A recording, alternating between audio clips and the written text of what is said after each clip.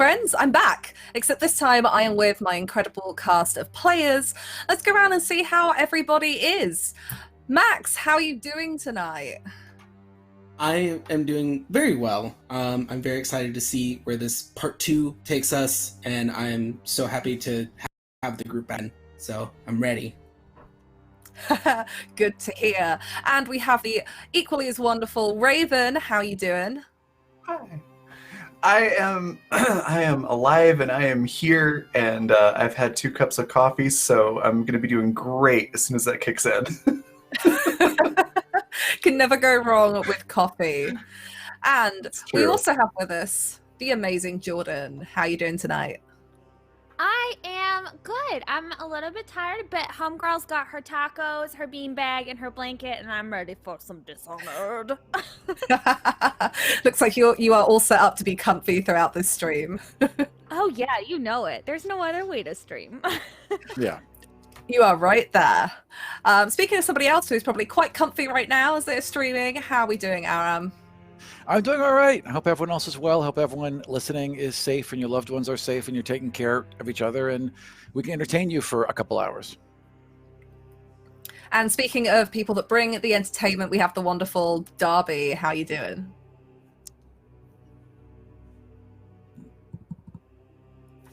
I think you're muted, friend.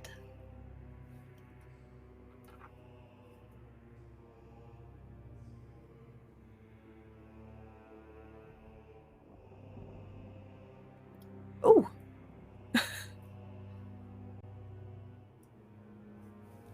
It's those damn whales, I tell you. Getting away with the Yeah. audio. It's the void. It's just the void interference. It's really inconvenient.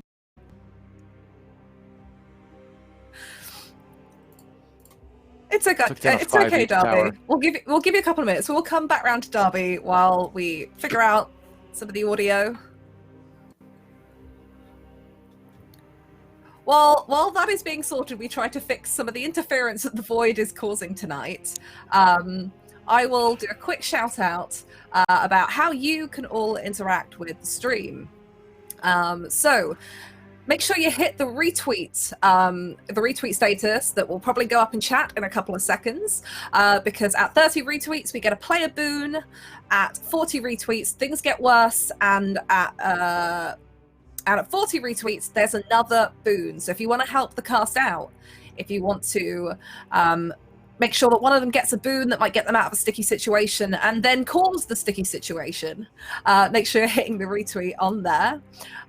Don't forget that you can also tip the cast and interact with the stream with the donations below. So you can do things like create NPCs, give them critical successes or crit failures.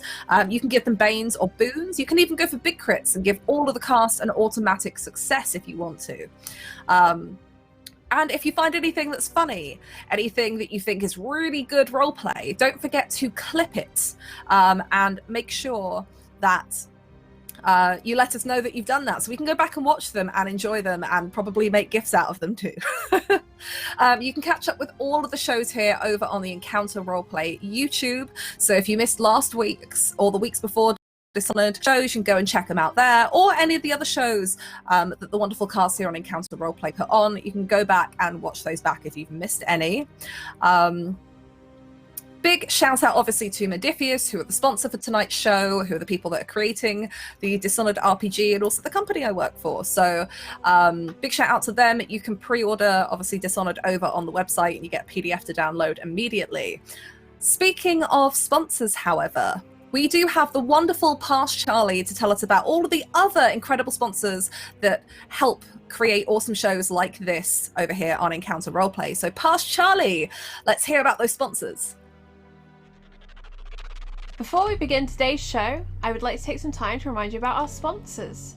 Fantasy Grounds, our virtual tabletop of choice. All of the beautiful maps and roles you see tonight are done using Fantasy Grounds, which you can try for free at fantasygrounds.com. You can also get all of your miniatures from Wayland Games. Go to waylandgames.co.uk and get yourself a huge range of D&D, Warhammer and 40k minis for up to 20% off regular retail price. And Tabletop Loot, who sell incredible dice. Go and check them out at tabletoploot.com.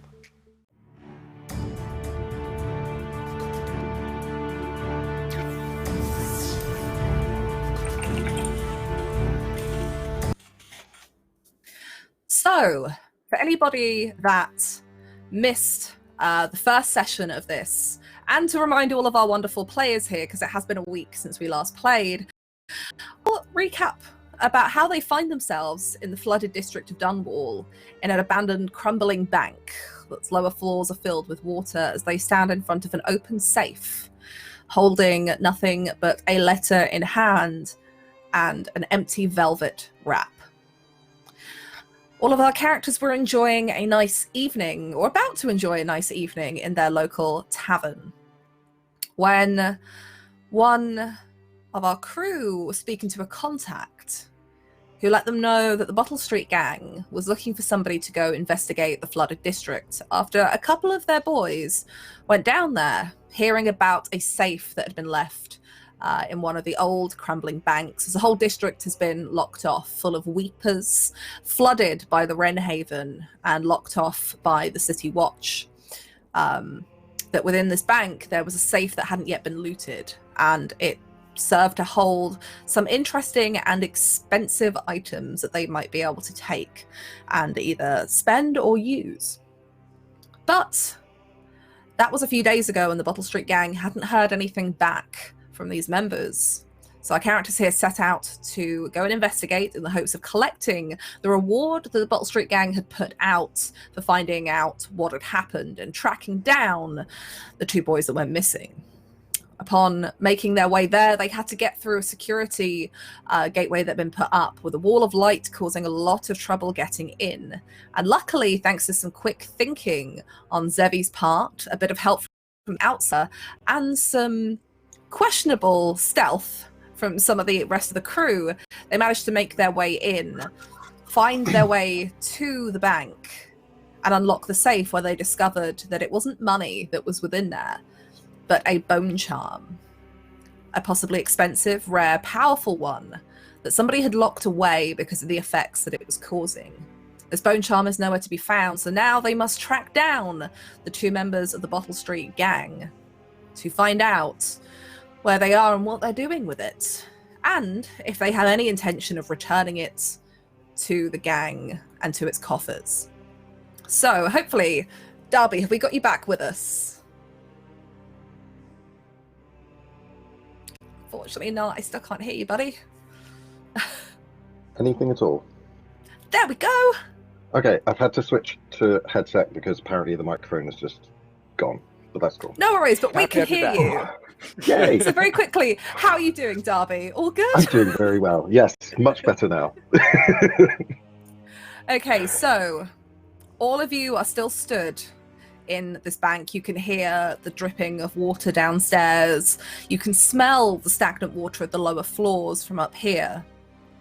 In front of this safe, where you have just discovered that it once held a very rare, probably very expensive bone charm, something which is outlawed by the Abbey of the Everyman, who are the kind of central religion within Dunwall. And the two gang members here are nowhere to be found. What are your plans next? Because you know you don't get paid unless you know what happened to the two that came out here.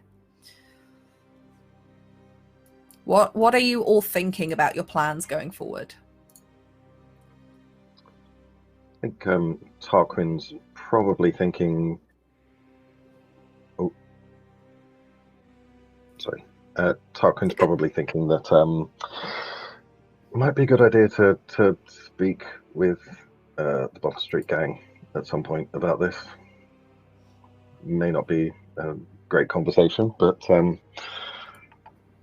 see if we can find out who was sent out here to retrieve it. Might give us a way of tracking them down. Real quick, are we in the vault still, or are we in this bar? No, you're back in the bank, so you're still Gotcha. in the vault. Okay. Yeah.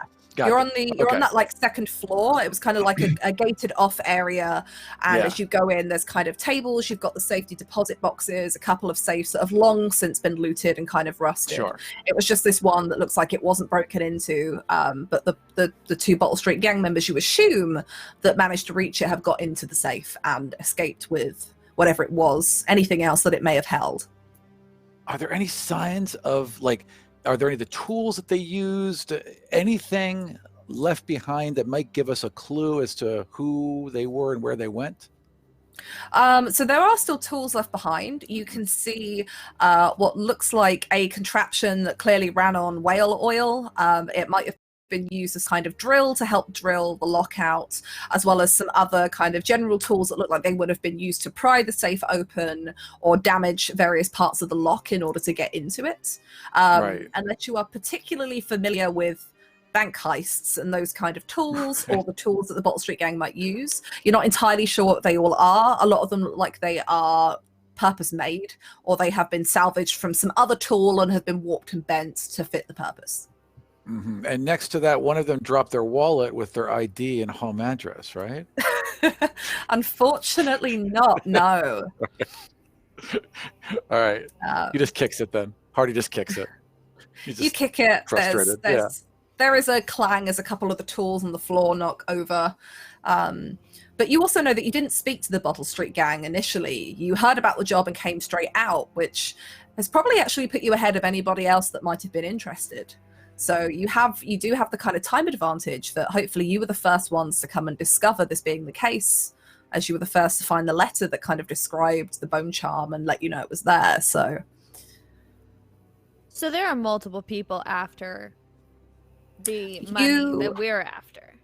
You would assume so, that if word has already got round to Tarquin's contact, that the Bottle Street Gang have either put something out, or people have been, it's been talked about enough that you'd imagine that other people who might be looking to gain favor with the Bottle Street Gang or gain some coin might also decide to come and risk it here to have a look.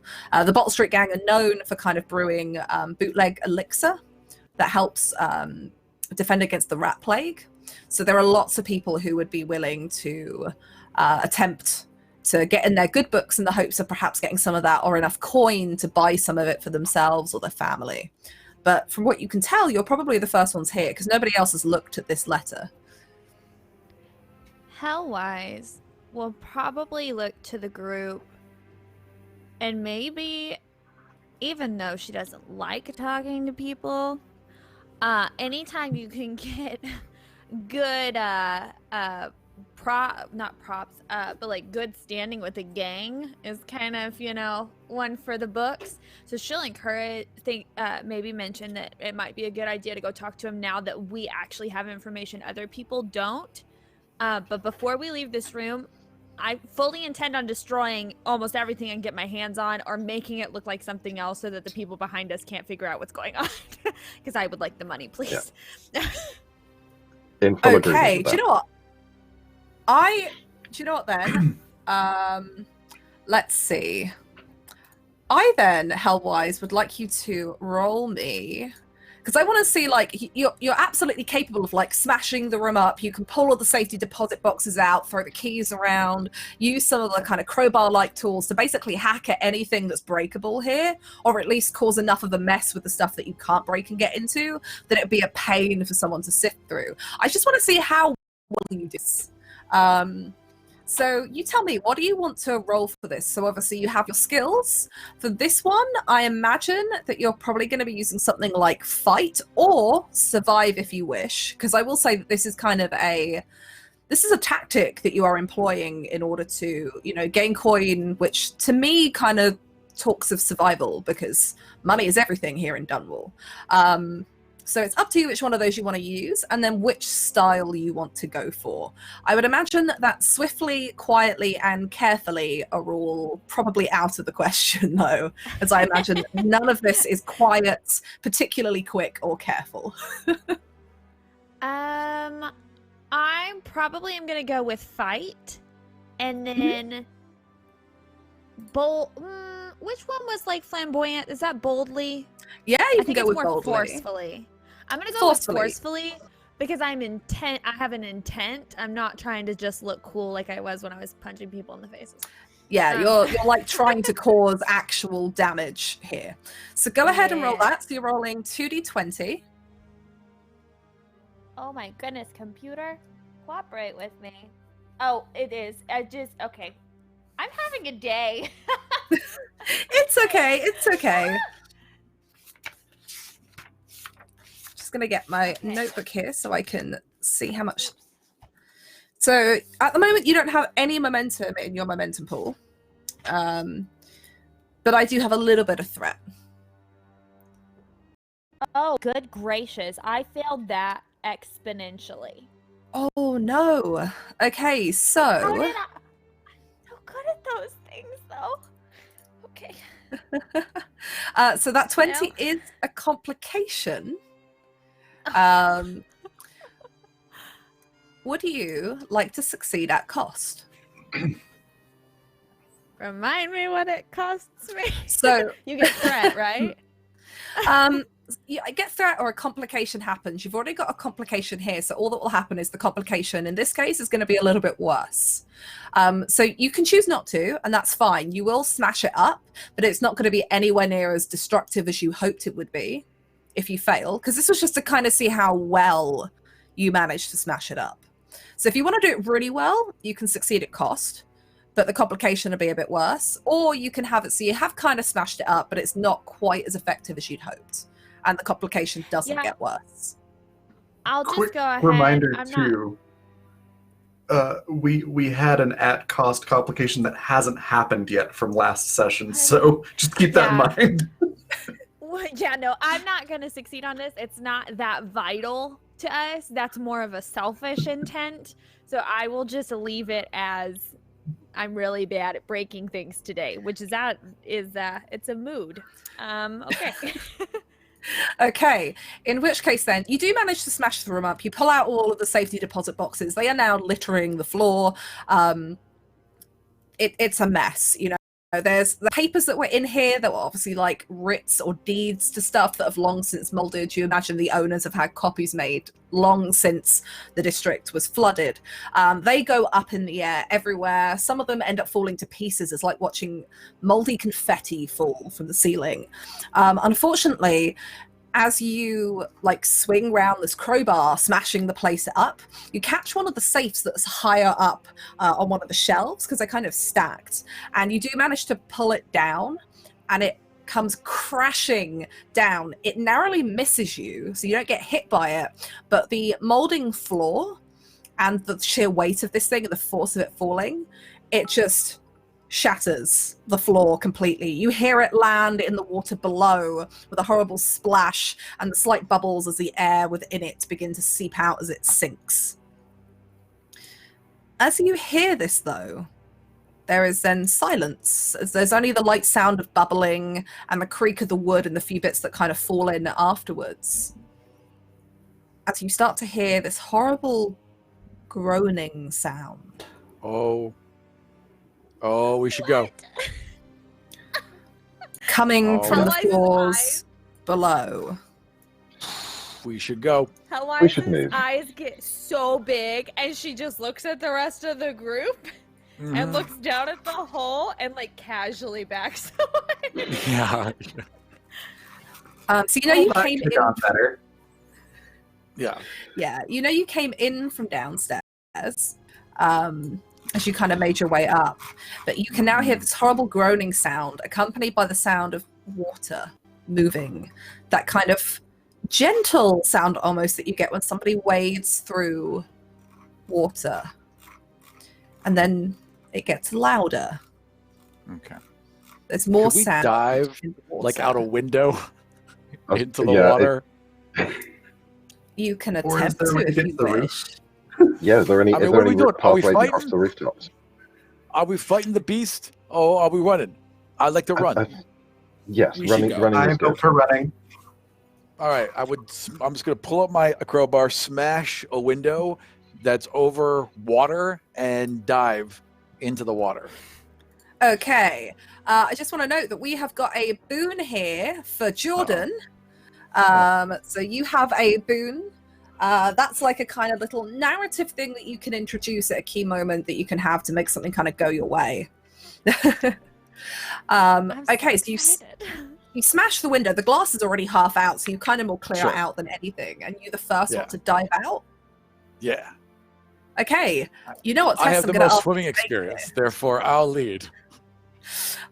So I imagine that you survey the water, you try to find a good spot to dive towards, because there is obviously ruined buildings. There is a street below this. So anywhere too shallow could be pretty disastrous. So you tell me, how are you rolling this? Well, I suppose survive and carefully. Yeah, I'll go for that. Okay. So that gives me 5 + 6 is 11. And then I have swimming of 4. So if I get under 4, does that mean it's a double 4 success? Under? 4 Double under. success, yeah. Nice. I'll deal with that. All right. So you will watch and I'm as rolling Hardy 2. smashes this window.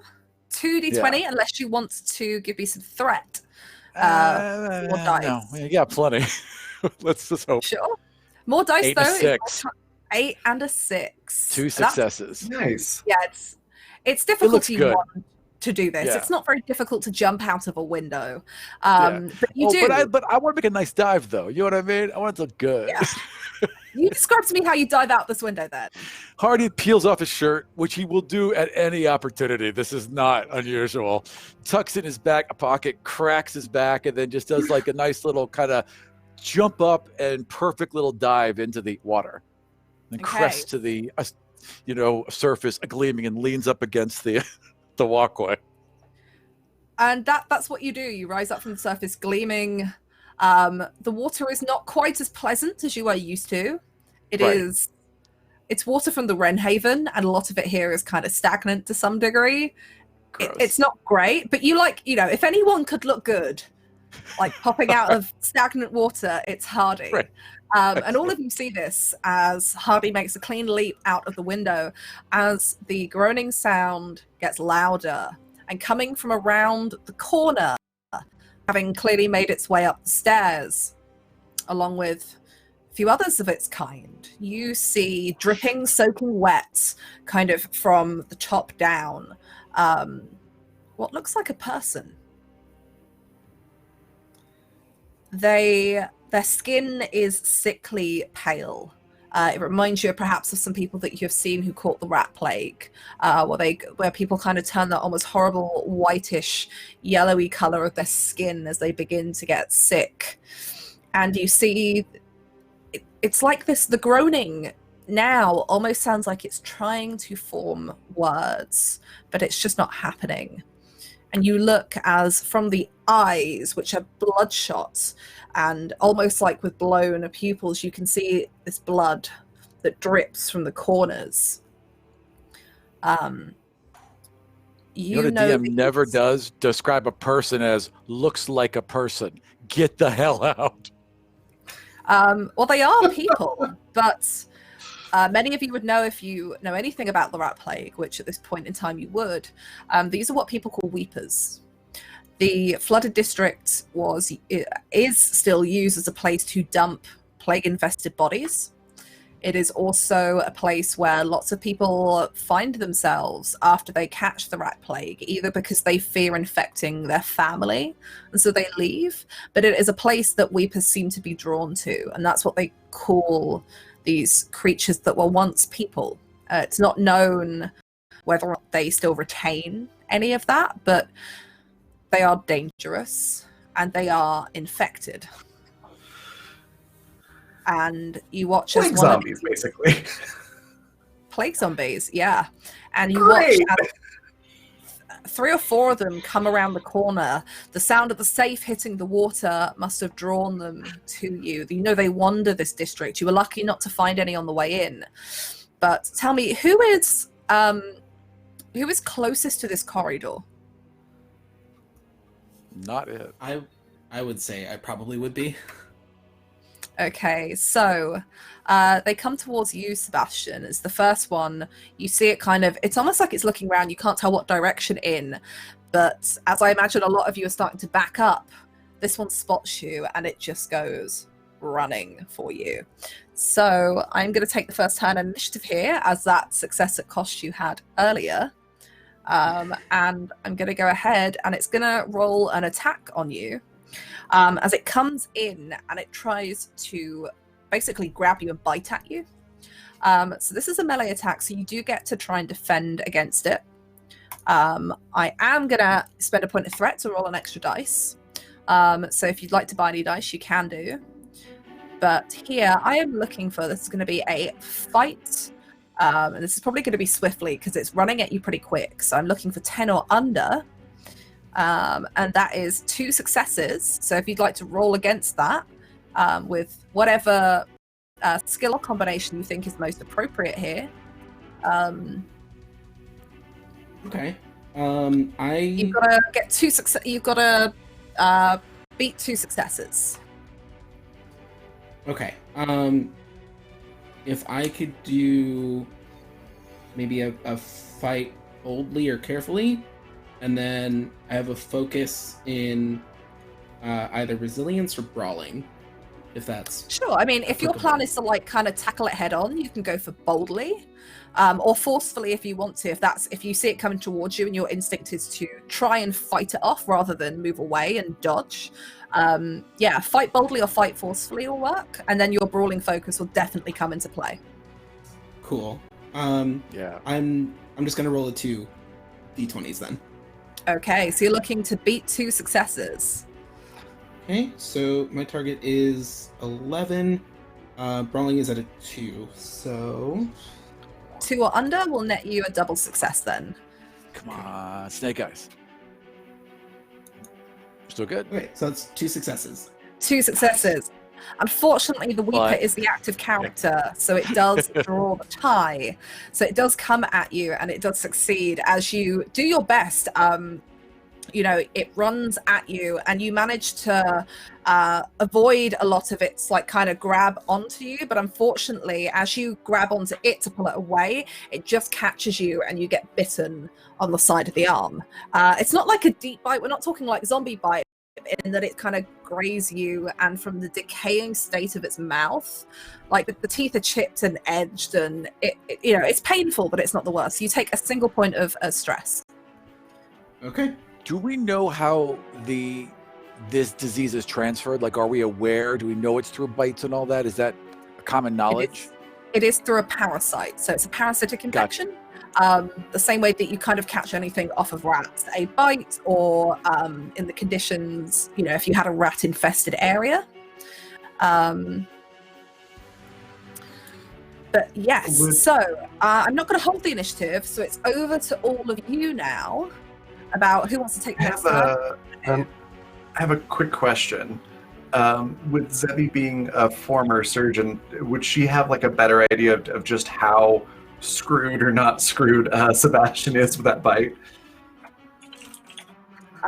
You want to? Is this something like you actively want to do? Like, you don't think he's too hurt by it, and there are elixirs that you can use to protect against it, but it's less of like a big chunk bite as it is like a kind of scratch. So it would take a little bit more, you think, to actually get it infected, or you'd have to leave that one to really fester. Yeah, it was more of like based on how possible Sebastian is infected would alter what Zebby does. Because if she was like pretty sure he's infected, she's just like, okay, sorry, bye. But if it doesn't look like it's too bad, then she'll help him.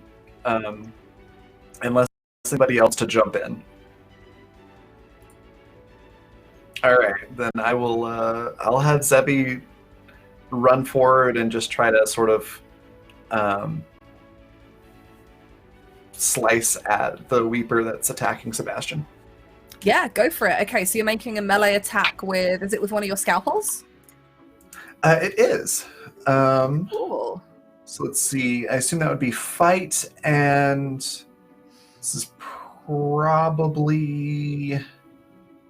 boldly or forcefully, which I have the same number in. I'd say probably Would that be forcefully at this point. Like, boldly would kind of, I think, in a fight be more kind of showing off or having some bravado to it. But since this is just a kind of trying to get this thing away, trying to beat it back, I think you'd be going more for forcefully in the moment. Perfect. And then would surgery apply as a focus at all? Not here. I think if you were doing something more deliberate, like if you'd have snuck up on it or something, then maybe, but not in this case. That's 7 and 9. Okay, it's gonna try and roll against. my target is 10, so it's 2 successes. 2 successes. Okay, I'm going to try and roll again. So I'm looking for... this one is going to be fight forcefully, because it's just like, it's working on instinct. And that is an outright fail.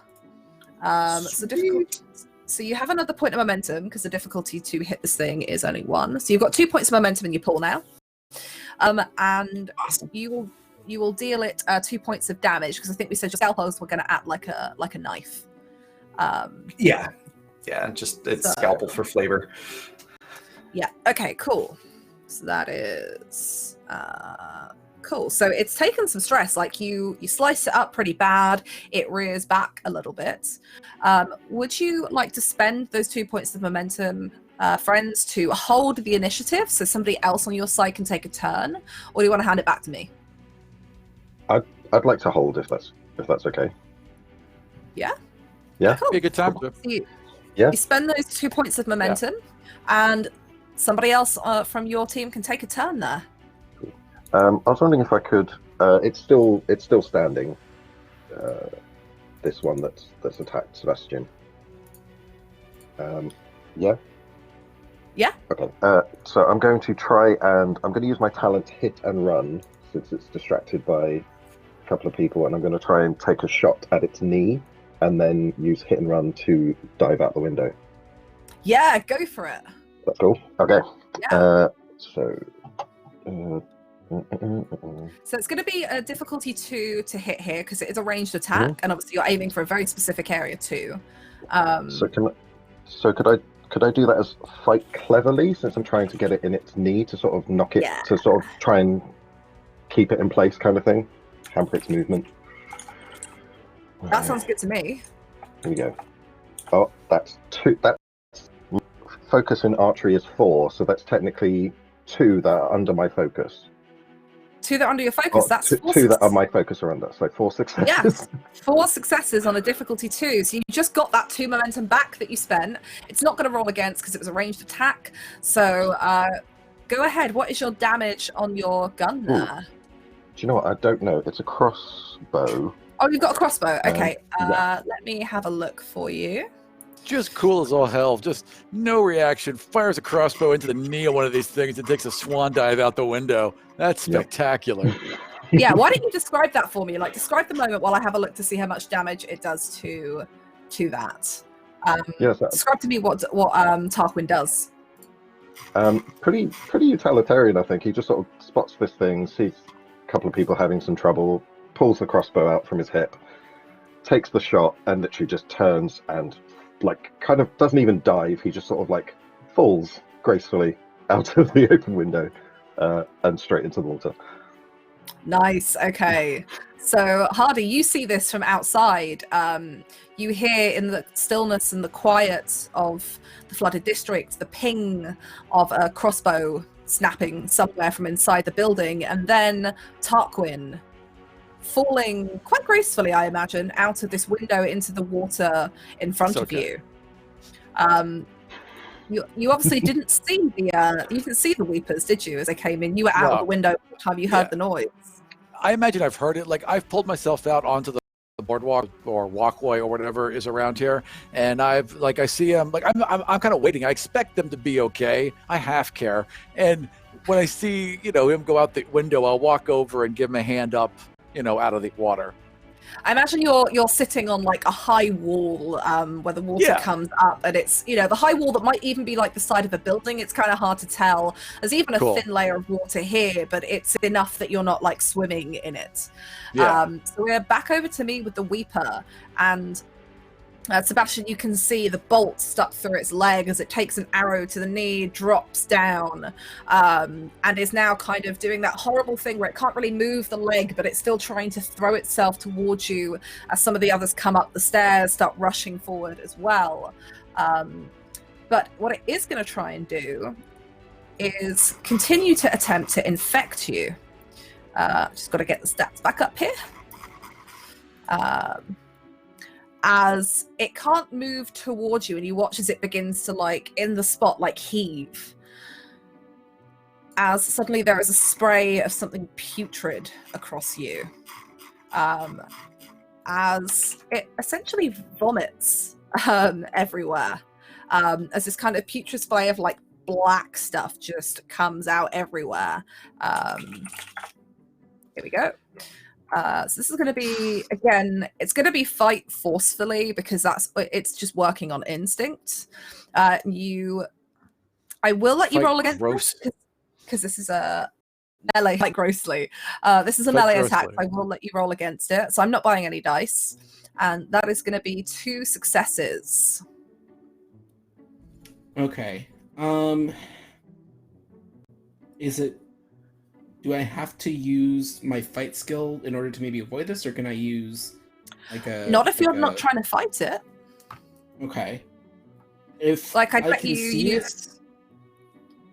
You can see it begin to kind of do this horrible retching motion as it kind of rears back and just all over kind of like, not particularly aiming for you, but across this kind of lower half of the floor. You can use survive if you want as your skill, if you're trying to like dodge it more than you are fight. Sure. If I could maybe survive either boldly or carefully, I'd probably just try and like dodge out of the way. I think carefully will work here. Okay. As you're Do you like, have any you're extra not dice to trying to, roll? like, run from it, you're actively trying to avoid it. So Yeah. Do we have any extra dice for him to roll? Because, I mean, he's got to roll 3, right? We've got 2 momentum. Yeah, you've got 2 points of momentum. I can also see in Spend your some. overlay, you've got an auto success here as well. Yeah. Oh, You had a cat. neat. You had a cat. You have a cat, and you've seen this before. You were clued in a moment before all of us because you know these motions. That- You've seen it that- in your that cat, noise, and you're that- just that use it. universal Get out of the noise. way. Yeah. I don't believe any. So my focuses are intimidate, resilience, and brawling. I don't know if any of those would apply to these. I don't think they would, no. Okay. I think this would Then just be a straight up. Sure. Then I will use a point of momentum to gain another dice to get out of this range. Right. Okay, go ahead.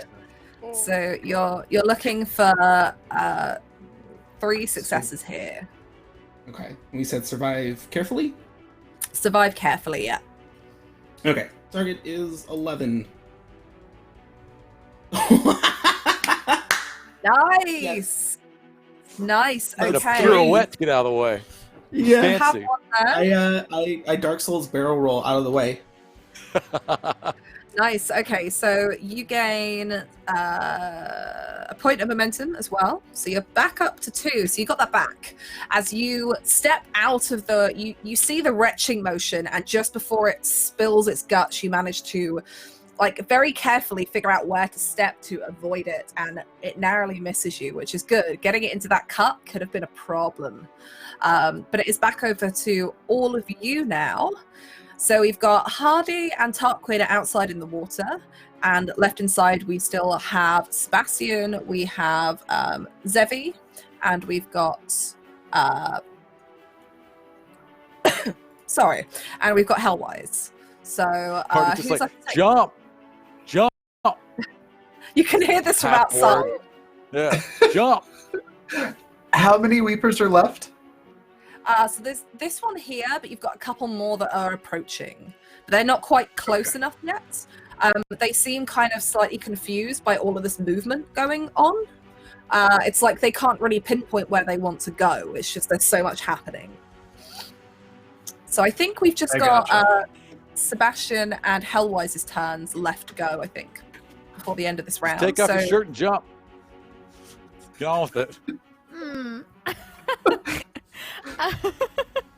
Be careful telling that to Zebby because she'll actually do it. If Sebastian wants to take a turn, Hellwise is good to wait a minute. But if not, I'm good to go. Same. Sure. If at all possible, I want to do what I can to maybe get like a bigger barrier between so that everyone else can get out, and then I will do my best to get out as last. So I don't know if there's like something I can grab to just kind of push him back or hold him back. I mean, you've got like broken bits of everything around here, so I'll let you describe to me what piece of debris do you pick up that you think is going to make an appropriate kind of semi-shield. Sure. If there is, I would say like a piece of a table. Yeah. Then I will pick it up and kind of hold it in some way that maybe it's not properly held like a shield, but he's just got both hands on it. Like this is my barrier. I'm going to keep you away from me, and kind of impose. Yeah, I imagine that what you pick up might have been like a small side table that perhaps when people were here to put stuff in safety deposit boxes might have been used to leave any personal effects on or something as they went into the kind of gated area. And you pick that up. One of the legs is completely broken. The other one is still intact and one is kind of snapped halfway. So you've kind of got this awkward, like holding it up in front of you, like awkwardly shaped semi-shield. And what I'll do is I will say that acts like a truth. So it's going to make attacks that any of these weepers make. That's going to increase the difficulty by 1. Cool. Okay, so that is your turn then. Did you want to spend the 2 momentum to hold the initiative, which you can do, or would you like to pass it back to me and the weepers? I should hold it because I want everyone else out. So bearing in mind that Hellwise's turn is going to be the last one in the round, and then we reset. Okay, so we're going to hold the initiative then, spending that momentum. What does Hellwise do here? Well, I mean, when they first walk in, I'm really feeling this mood because any opportunity to punch anybody. But after the barf, I'm really not interested in any diseases or anything like that. Like, I can handle normal vomit, usually if it comes from me punching somebody in the gut. But no, I'm 110% down to just, like, peace out real fast and kind of, like, salute my comrades and be like, yeah, no, this isn't my scene, and jump out the window. Okay, I'm not going to make you roll to jump out the window, because I think that by the time you get there, you have got 2 of your friends outside directing you where is a safe area to jump. As you jump in, you hit the awful stagnant water. You find yourself submerged a bit. It's so bleary that you can barely see, and then you surface again, as I imagine they kind of pull you in towards this kind of half-ruined building wall area. Where you can rest. And that brings us to the end of this round. So I take the first turn this coming round because you guys took the last turn in the last one. As one of the other Weepers make their way up towards where you are, Sebastian. And because you're now the one in front, like you've made yourself almost the target as well as the shield as it comes towards you and it hits up against that shield in front and it tries to scrabble over the top at you. So it's going to try to attack. It's going to be difficulty 2 because you've got the shield. So we'll see if it even succeeds, and if it does, you can obviously roll against it to defend. It does not. It does not at all. In fact, that is a complication.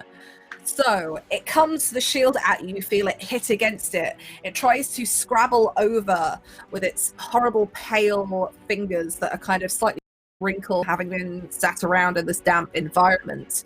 What complication does it suffer as it tries to come over this makeshift shield at you? I would say, if at all possible, given that there is now a hole in the ground, can I shove it towards it to see if I can push it down into it? Yes, you can. I'm not even going to make you roll. So as you do that, you just try to fling it off into a direction, and you just kind of like struggle to get it off. It looks bad for a second as it goes careening into this room straight past Zevi, and just as you think that it might come running back to a side where you've now got no protection, you watch it tumble backwards and there is a splash as it falls through the hole that Hellwise had made with the safe, and you can hear it splashing around in the water downstairs. So it is back over to all of you. I'm going to concentrate on who is left inside the rooms for now, unless anybody outside has anything they want to in particularly do. If I could finish that you're- thing off, I would. That would be the only thing. Like just like put my, crowbar to through its. You'd I'll have have to to go swim back in? into. Yeah, you'd Not have to doing that. swim No, I'm into the good. lower bit of the bank. Sure. Yeah, I'm okay. Thank you. Though. We are left with Sebastian and with Zevi, who has taken the next turn. I think as the thing gets like shoved just narrowly past Zevi, she'll yell out like, "Hey, watch where you're throwing those things!" So I can't remember. Did we find out, is there roof access? Is there anything that looks like we could get up to the roof, or is it pretty much just the window's the only exit? Window's the only exit. You could try and get from the window to the roof, but you don't see any roof access necessarily in the building here. Okay. Then yeah, she'll just hop out the window, I guess. Okay, why don't you describe to me how Zevi leaps out of this window? I think Zevi's gonna just sort of look at Sebastian and go, kind of do the "you got this while I get out of here" kind of look, and assuming she gets that look back, remembering what Hardy said, she'll probably like start to grab at the bottom of her shirt and go, "No, wait, I'm gonna need this," and then hop out the window. I imagine there's like the instinct of like, I'm gonna get wet, I should wait, maybe not here.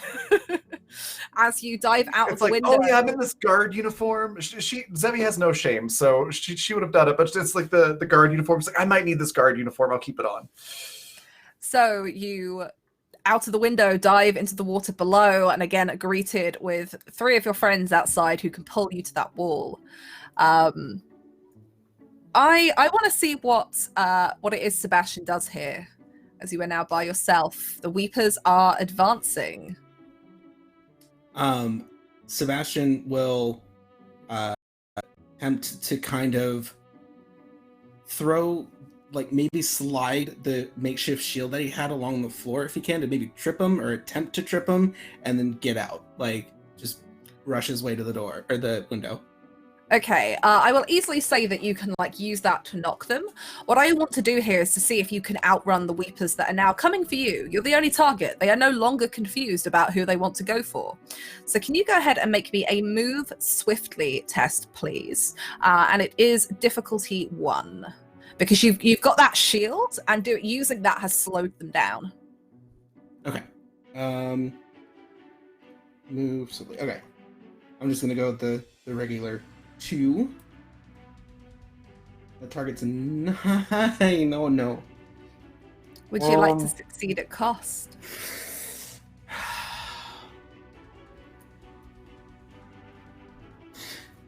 Yes. So success at cost will allow you to get... You manage to get out of the window just.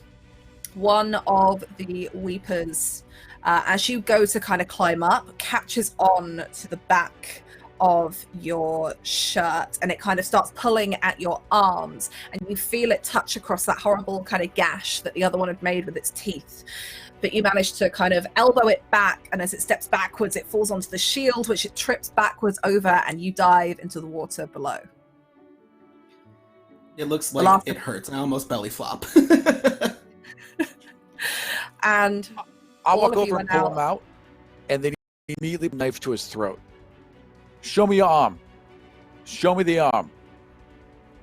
I show it. And I look over. Is it okay? Like I don't know medicine enough. For a second, it kind of looks like, you know, like when you graze yourself and you get kind Yeah. of like the raw skin, it looks like that.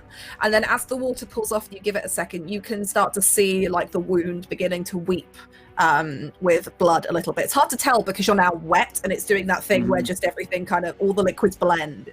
Sure. You know that this isn't like a zombie virus where suddenly he'll turn into a weeper. This would Okay. be definitely a point of infection for the rat plague. So it would be like a plague. You would get sick over time. It would get worse. But Okay. there are obviously things you can do to prevent that happening with an open wound. Then I'm going to put my knife away, pull out my flask with moonshine, take a sip, and then pour the rest over his arm. It's going to hurt like hell, but it'll help. Cap it and help him up. Okay, you do that. You get moonshine, this extremely strong alcohol poured over this open cut, and it is painful.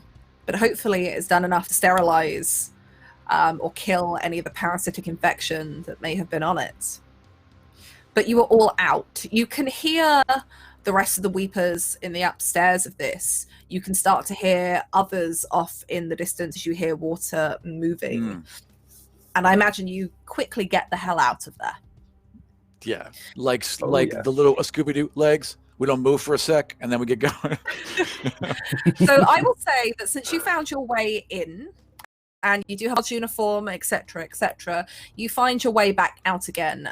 It takes a little bit, because you know you can't go back the way you came in, but you do manage to kind of find an abandoned building and climb your way down over one of the barricades away from the guard entrance. It's a lot easier to do from this side, where there is kind of stuff behind the barricades to get up to them, not so easy from the other side around. So you find yourselves back on the streets of Dunwall, and you said you wanted to go and talk to the Bottle Street gang, is that right? Yeah, I think so. Yeah, Tarquin will probably actually ask around, see if anyone has any connections, anyone that they know who could get us in, just to sort of ease things in. Otherwise, Yeah. we'll just see if we can go directly there. Yeah, Okay, like, does do we know if anyone- they have a quarters, like a bar or something they usually hang out in? Is it like a... So they hang around in the distillery district. You can easily spot them on the street corners. Does anyone here have a contact that they either haven't established yet as part of character creation that they'd like to, or has a contact written down for the Bottle Street gang? Yes, Jordan? Oh, sorry. Go ahead. I was just going to say, I have one contact with a neutral relationship on my sheet that I haven't established, but if you have one, Jordan, I'm all for that. So I'm actually from the distillery district. Okay. Yeah. So, and I do also have a contact that I haven't, a neutral one that I haven't quite. It's your mom. Come well- on. It's your mom. it Like, would be a she's like totally mobbed bartender, up. but it might be my mom. Well, maybe my mom is my bartender. That would also work too. Awesome. Let's do that. Can Oh that? my God. Would you be neutral? We have a really weird family dynamic. Can we do that? Yes, so you have a neutral relationship with your mum. So perhaps you are not the closest. Perhaps she may be your birth mother. She may be somebody that you consider a mother. That's totally up to you. But is she a member of the Bottle Street gang? Like, she might be one of the kind of street thugs. I don't think that she's necessarily a member. I would definitely see her as someone who is pretty much on good terms with everybody and kind of knows things. I'm definitely a thorn in her side because I tend to do things that frustrate her. But also it's almost like this, you drive me crazy, but I still kind of care about you. She's if like a I have mom something to give her, everyone. Yeah. She's a mom to the entire gang. She is like the perfect mom to everyone except you, and you're pissed But- about it. 10 out of 10, I think she actually is my blood mom. We just have a weird relationship. Sure. So perhaps she's that kind of person who isn't part of the Bottle Street gang, but she helps them out. She knows everybody. She patches the boys up when they have fights, that kind of thing. So yeah, tell me, where do you find this woman? What's her name? Oh, I gotta name her. I'm gonna say her name. I'm actually really bad at names, so if someone wants to throw The out an chat idea, suggested I'm gonna- Darlene. Darlene. I like Darlene. Darlene. That's awesome. Okay. Darlene. And I Fantastic. would assume she would probably be at a bar if there's one in Okay. the distillery district. She runs it, So right? She's. It's her bar. Oh yeah, no, it's hers. Yeah. So this And is I'm where usually the one she kicks out. this is where you make your way to. The bar used to have a name.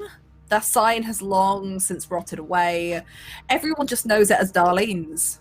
That's, I imagine that it's a lot of the Bottle Street gang that drink in here.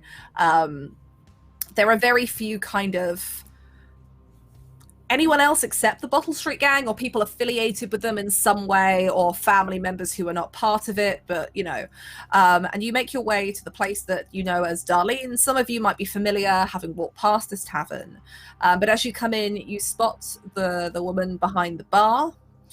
This older woman, perhaps in her kind of 40s would be about the right age. Am I right there, Hellwise? Yes. Cool.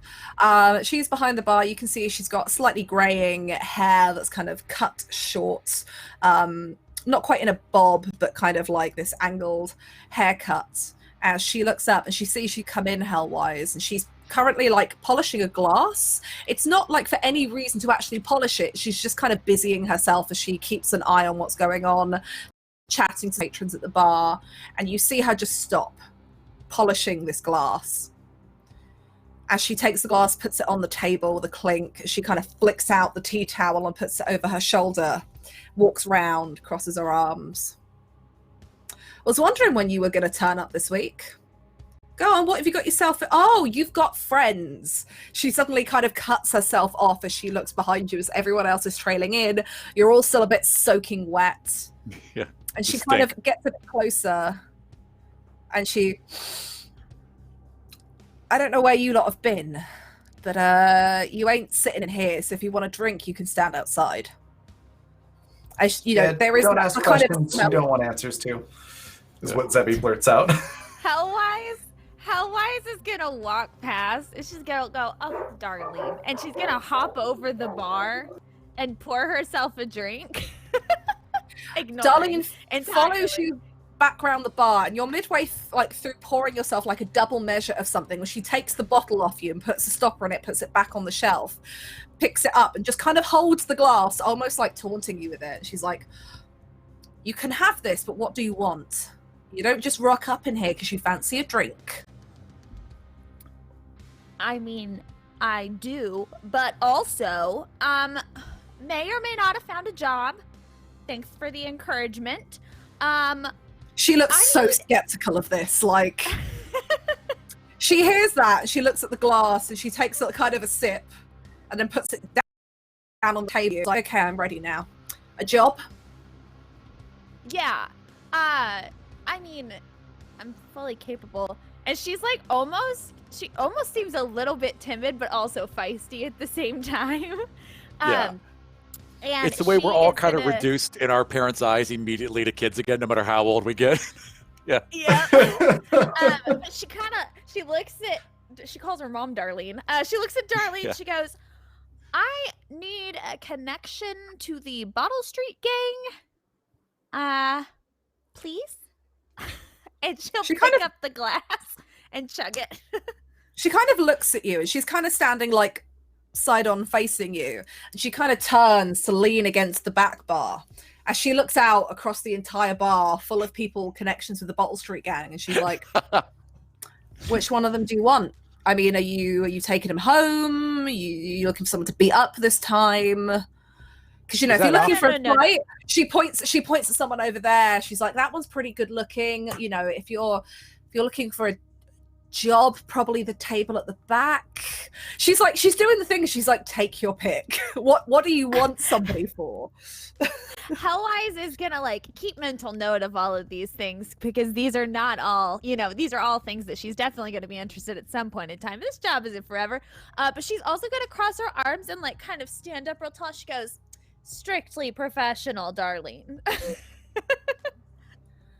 Hardy looks disappointed. Hellwise, you haven't got a professional bone in your body. Otherwise, you'd be one of those aristocrats. Instead, you're hanging around in my bar drinking. Well, you probably don't want to know what's in that. As you're taking a sip of this, what is probably bootleg liquor. Bathtub I think gin. Hellwise is there anybody who looks like they would be smart? You notice that she pointed you. When she mentioned if you're looking for work, like a job, probably the table at the back. And towards the back center of the bar, there is a table of 3 people who are very clearly, they're dressed in this, the closest real work thing would be Victorian smart workwear. So a shirt, there's some suspenders, decent trousers, some flat caps, and they are all kind of huddled together. It looks like they're playing a game of cards of some kind, but they're clearly having some kind of conversation, whereas lots of other people are just kind of drinking, having a good time. They are very clearly Bottle Street Gang members as opposed to people loosely affiliated with them. Very quickly, I just want to do a shout out that we got another boon from Architect Origins in the form of a coin. And I love the idea that he sent in. I'm going to have to tweak it a little bit to make it work for Dishonored, but that will be a thing. Also, we got a boon through the retweet goal being reached. And we're also very, very close to the next retweet goal. So Nice. if you're in chat, hit the retweet button there. So I think I need to assign that boon to somebody. And I don't know who... I can't remember who got them at this moment, but I'd like to give one to Hardy for that magnificent dive out of the window and just the instant reaction of noping out. Yeah. We're going to do that. But Outstanding. yes, you spot these gentlemen over at the back, who's pointed out to you. Is Darlene, just kind everybody... Sorry, go ahead. no, go ahead. Is everybody else, are y'all like paying attention to my interaction yeah. with Darlene, or are y'all doing your own 100%. thing? No, but as soon Oh, as yeah. Hardy Okay. saw a mother figure, Hardy was locked in because like he desperately wants a mom. So he will die for Darlene within 5 minutes. I have a feeling when Darlene starts talking about, like, you know, do you want to take one of these home? Zevy's like butting in, like going, nope, I think I've got that part covered, thanks. She kind of gives you a look like she doesn't really know how to take it. She's like, sure. His name's Jimmy. just She gives her, like, points him out. Zevy just gives Darlene like a flirty wink and puts an arm around Hellwise. Hellwise will gesture to the table, but like Darlene and kind of raise her eyebrows, like questioning non-verbally if that's where we want to go. And if given the okay, she's gonna grab a bottle off the wall, doesn't matter what it is, and hop over I'm the grabbing counter. glasses right behind you. Yep. You watch Okay. as you grab the bottle, Darlene goes, like, she almost walks to stop you, and then you just see her do what she's done many times before, but she give up halfway through the motion. And she's like, you're paying for that. And Hardy, as you walk past, and I imagine you're still shirtless at this point because your shirt is soaking wet in your back pocket. I've put a jacket on, but I left the shirt off. You know what I mean? As you walk past to get the glasses, she kind of like puts a hand to your chest to like stop you. I stop Like, immediately. You don't work here. No, You're ma'am. not Just trying my to give her a daughter. hand. No, ma'am. She reaches down and she picks up like a handful of glasses. There's about 5 there that she kind of plonks on the table. And she spots the wet shirt in your back pocket and kind of literally doesn't even say anything to you, just pulls it out the back pocket, holds it up. And you watch as she chucks it through into like, there's like a wooden basket that's like full of like dish towels and stuff like that, and chucks that.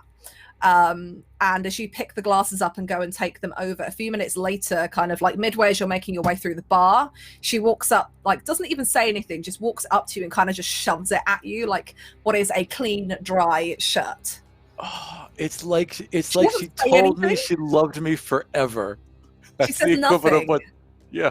She just kind of sighs, tuts, and walks back to the bar. Oh, man, your mom's great. Yeah. And Hellwise keeps walking.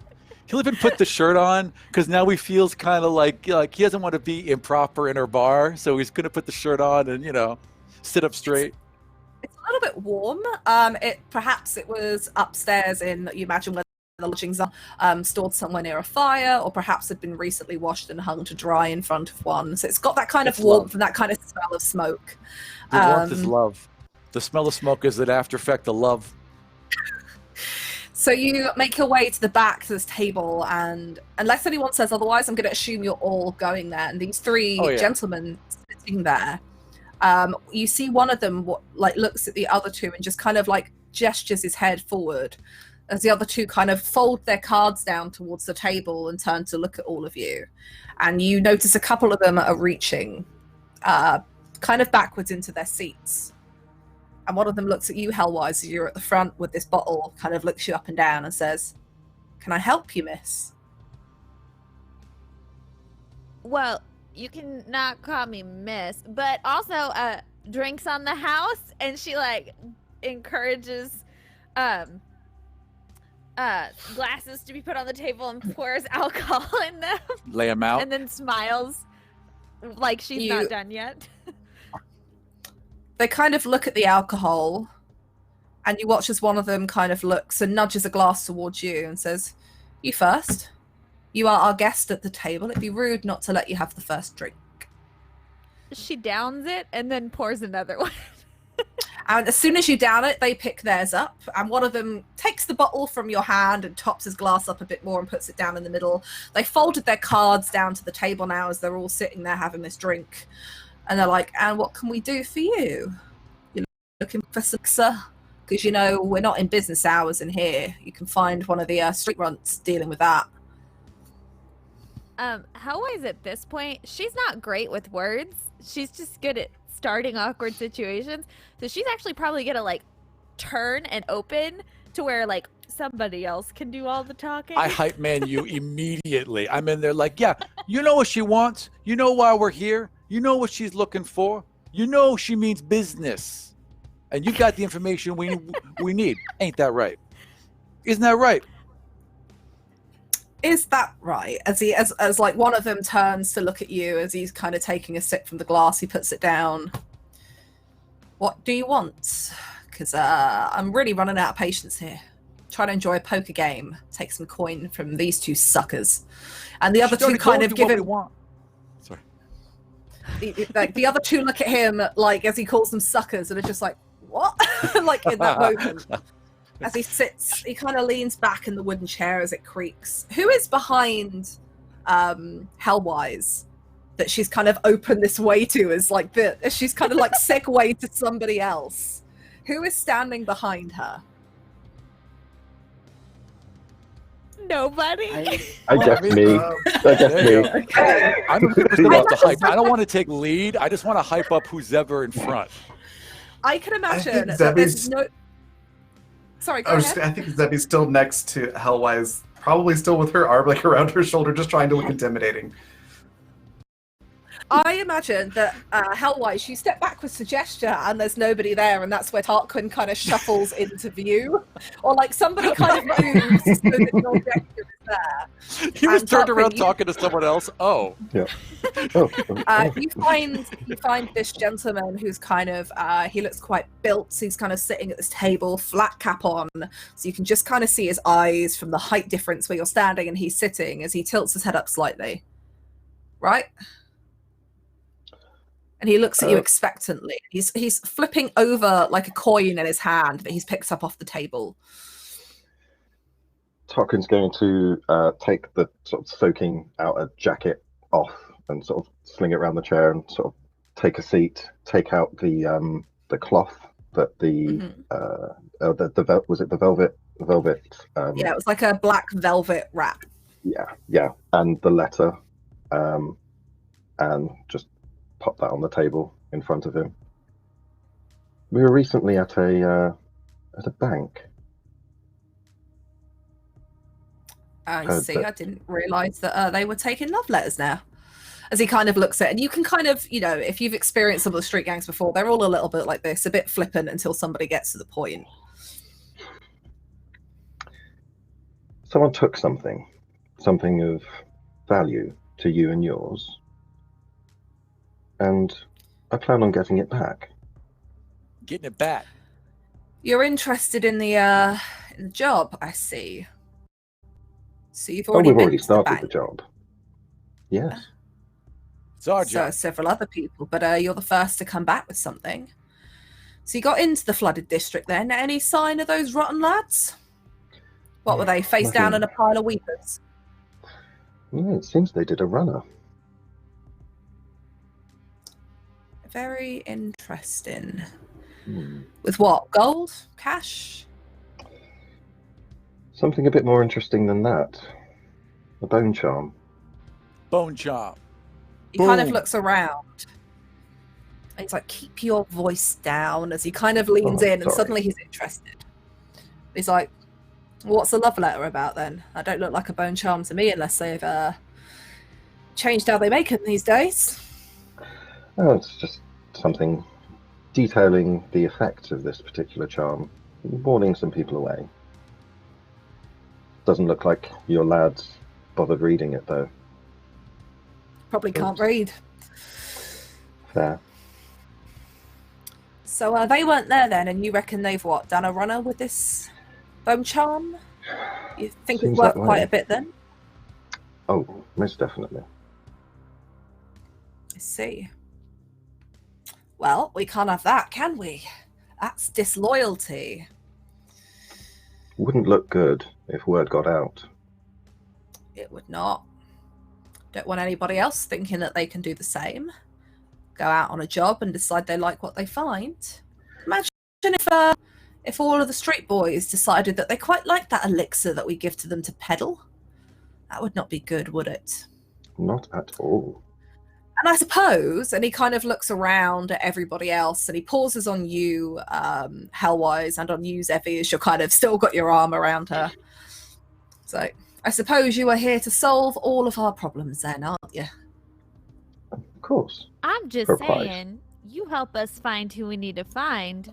I can take care of the rest. And she kind of like pops her knuckles and is looking for anybody that she may have beaten up before to like give an intimidating gaze to, just, you know, for added effect. I'm gonna let you have and it. for There's personal enjoyment. somebody in the bar. As you look over, the knuckles crack, and you watch. It's not a member of the Bot Street gang. It looks like one of kind of like Darlene's crew. She has a few people here that act kind of as bouncers or who sit around, and the knuckles crack, and you know he's been watching you since he's come in, and you kind of crack the knuckles in his direction. You just watch him like. You watch the eyes widen slightly as he goes back into chatting to whoever he's talking to. That nervous fear. I imagine that perhaps he did something at some point, or he got too drunk and tried to start a fight, and you were the one that dealt with it. Somehow you still got thrown out by Darlene for fighting, but Typical. I kind of imagine, as the guy's talking about, like, "Oh, you're here to solve all our problems, are you?" I imagine Zebi just like pulling out a scalpel and sort of twirling it in her fingers and going, "Well, the way I figure it, we can either solve your problems or we can create problems. I'm happy either way. I get to cut stuff. It's really up to you which one you want."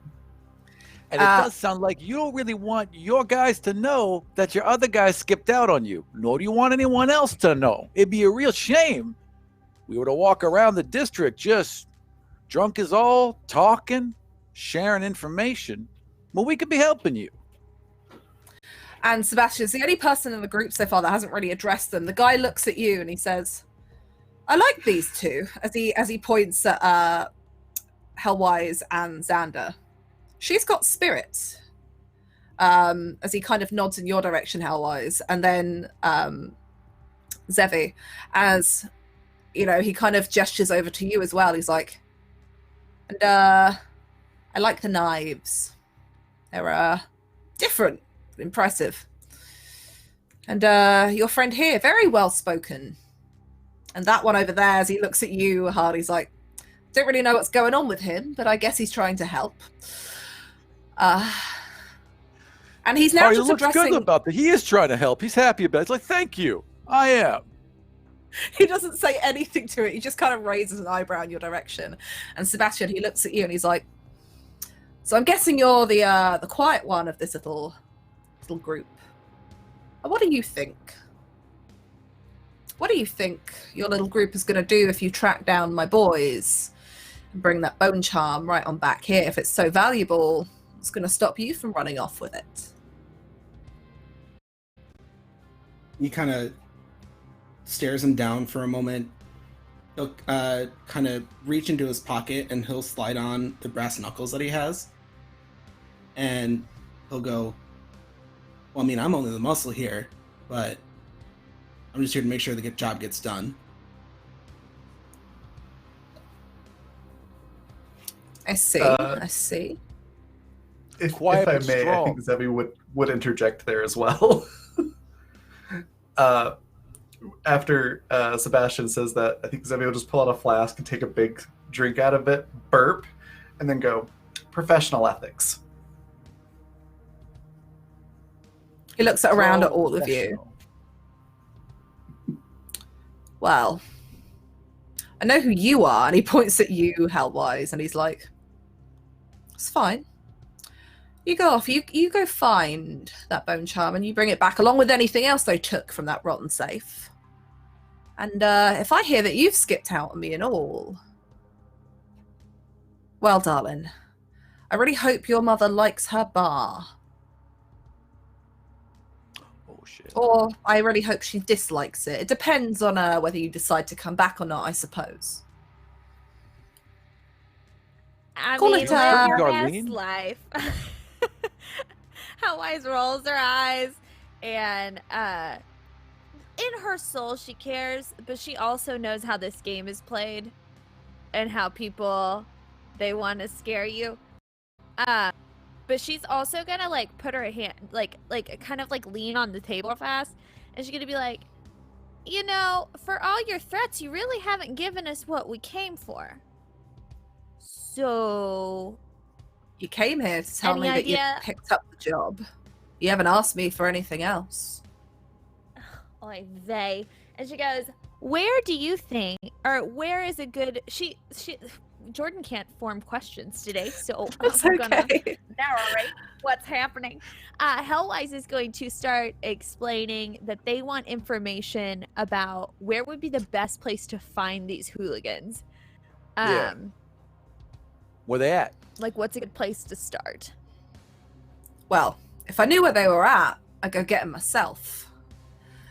But if it turns out they're fleecing a bone charm rather than some nice pretty gold bars, you might try Wormwood Way. And some of you might know of Wormwood Way as it's a place where there's a lot of occult dealings in Dunwall. It's a tiny little street that runs between a couple of the districts. And it's pretty much the place where bone charms can be made and sold, occult artifacts, things. The Abbey of the Everyman, the overseers, have tried to burn it down before now, and somehow it always just manages to shore itself up. It's one of the very few places in the city that the overseers just, doesn't matter what they do, it just seems to keep coming back. Yeah. And people are very secretive, but that is kind of the place to go if you're looking for things like that. The prices are often high, and the number of forgeries alongside that too for the unwary and the unsavvy. It's like, otherwise, there are plenty of people who are interested in bone charms. That's where I'd start. If anything, the sellers there might know who's been looking for them. Did they put the bottle back on the table? They did. Hellwise is gonna like be like, cool, thanks, and grab the bottle real fast and be like, hey Darlene, with the bottle in her hand. And start like heading out. Watches one of the other ones, not the guy who was talking to you, but one of the clearly kind of more grunts that are with him, kind of as you go to take it, tries to, and you're just too quick for him, and he kind of slams his hand on the table. He's like, boss, and he's like, oh, shut up, as he kind of looks at him. And you see the boss picks his cards back up again and just starts playing a hand of poker. Mm-hmm. But you now have somewhere to look. As we all break away from this table, this dude threatened Darlene. From that point, even though this whole conversation was happening, Hardy never stopped staring at him. Just this icy stare. And as everyone peels away, he's still staring. And he just kind of nods and walks away to follow. But he's going to kill that guy. I will kill that guy.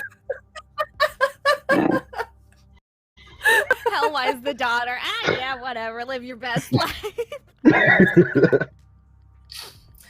Okay.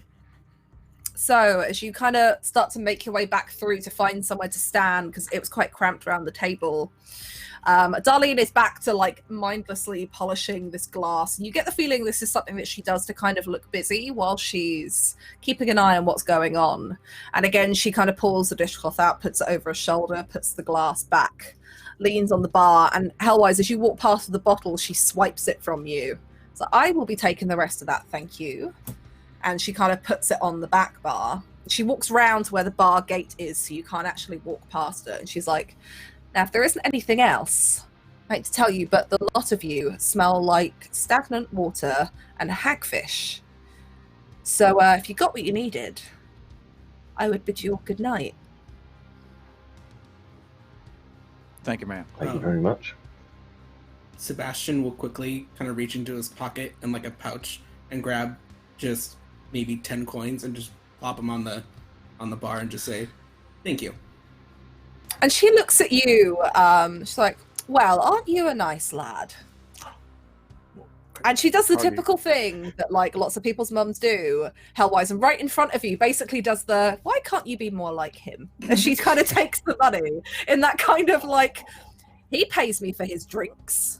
He didn't even have any." As she kind of scrapes the money towards her and she makes the point at you.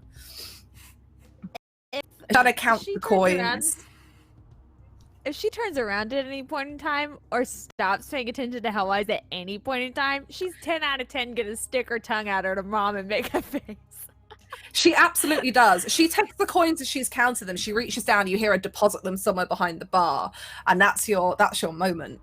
Can you show us the face that you make? Can you show us the face that Hellwise makes? Absolutely. Gotta get ready. Somebody gift that. Like, she just keeps going till she turns around. And you watch as Darlene puts her head back up again, and she's got like a little small parchment wrapped thing, and she kind of it's only small, but she passes it over to you, Sebastian, and it looks like it is some kind of home baked bread or pastry or something. She keeps behind and she was like, "For being so polite."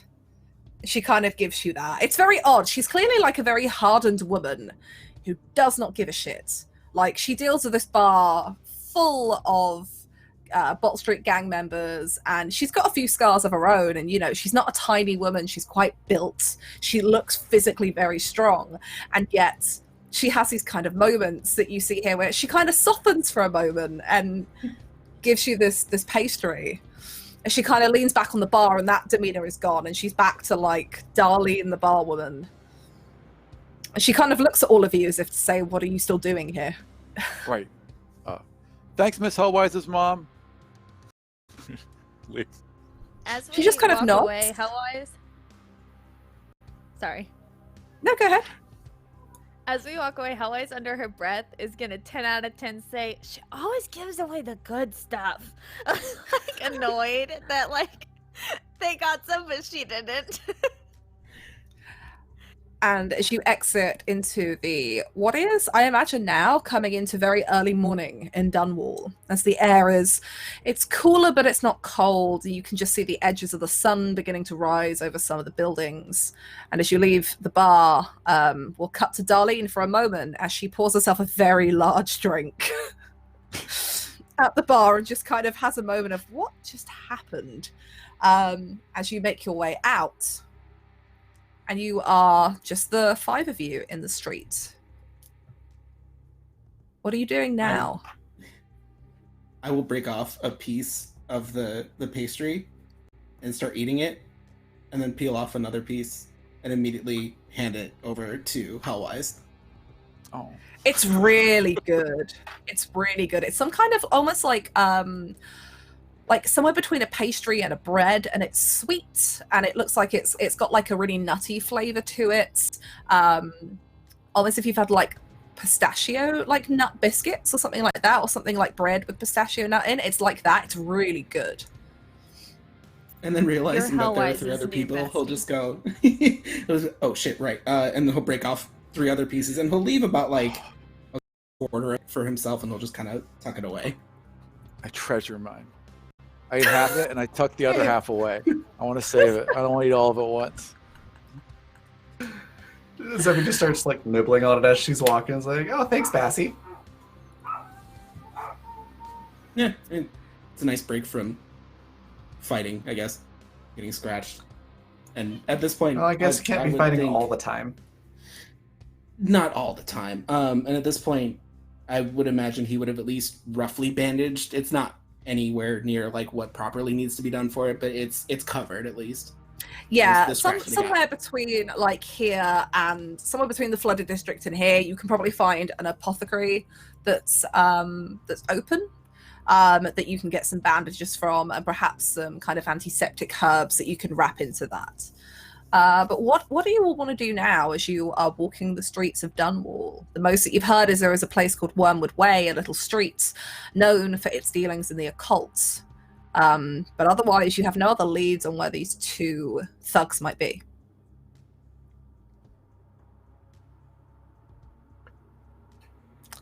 What is your game plan?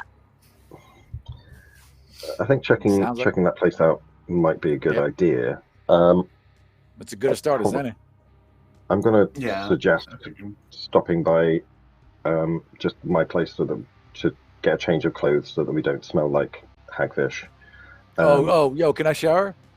Can I shower at your house? Sure, whatever you want. What showers? Are showers a technology we have? Can't remember. I mean, definitely baths are a thing. Yeah, you can have a bath. Okay. Okay. Thank you. And I'll put feelers out to let Foxglove know that I'm just in case, being a sort of information broker, if she has any info on where these two might have gone, or anyone trying to sell a bone charm through means not through the Wormwood.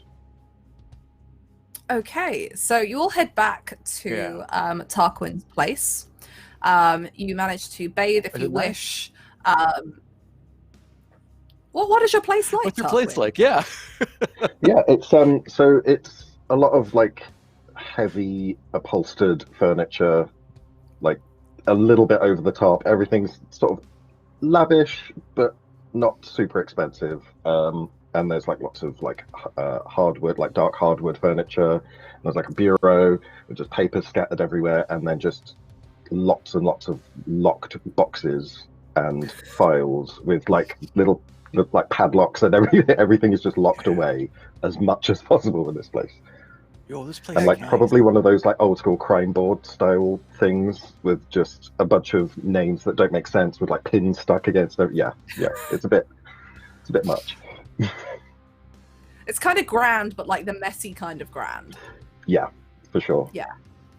So you all have a chance to rest up. So if you've taken any stress, you can recover that now and remove it.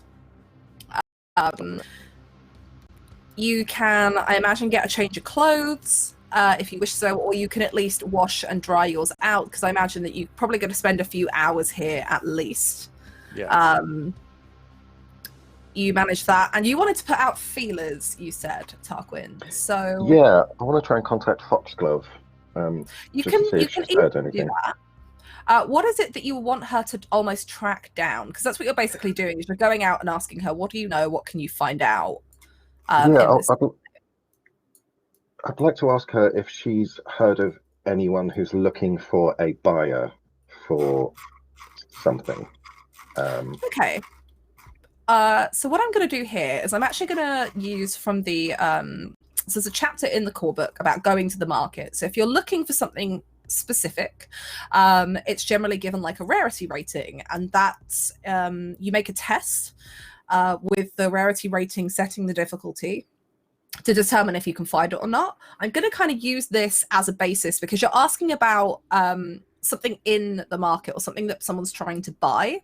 So in essence, Foxglove is going to be doing this and looking to see if she can track anything down. So this is going to be kind of difficult.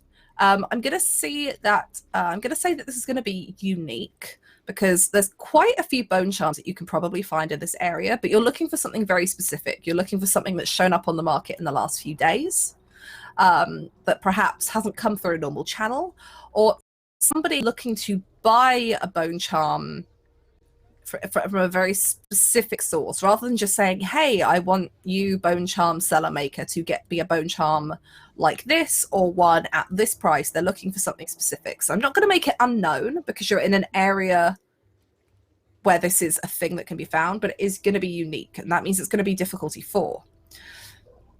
And since you're getting somebody else to do this for you, I'm going to say that this is going to be a talk cleverly. Okay.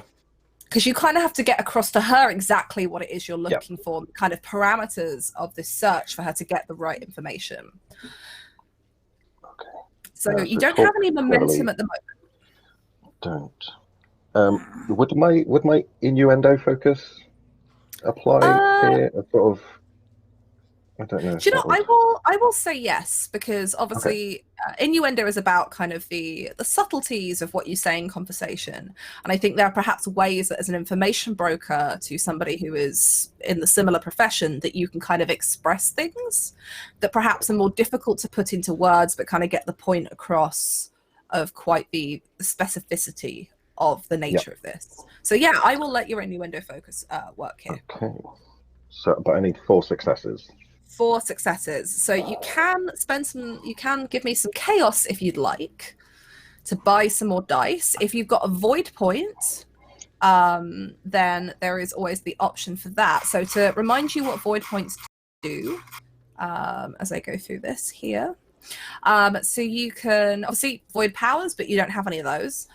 You can use that to re-roll any d20s in your dice pool. You can create a truth immediately within the scene, so that can actually lower the difficulty of something or introduce something here that might have an effect on this test, or you can use it to gain an automatic critical success on one of your dice. Okay. I mean, the critical success might be quite good because that gets two successes straight off the bat, and then so maybe... one of your 2d20 will become a critical success. Okay. You still have to roll the other, and you can still add dice with chaos right now if you wanted to as well. Okay. What do you think? Use some chaos? Sure. Yep. Okay.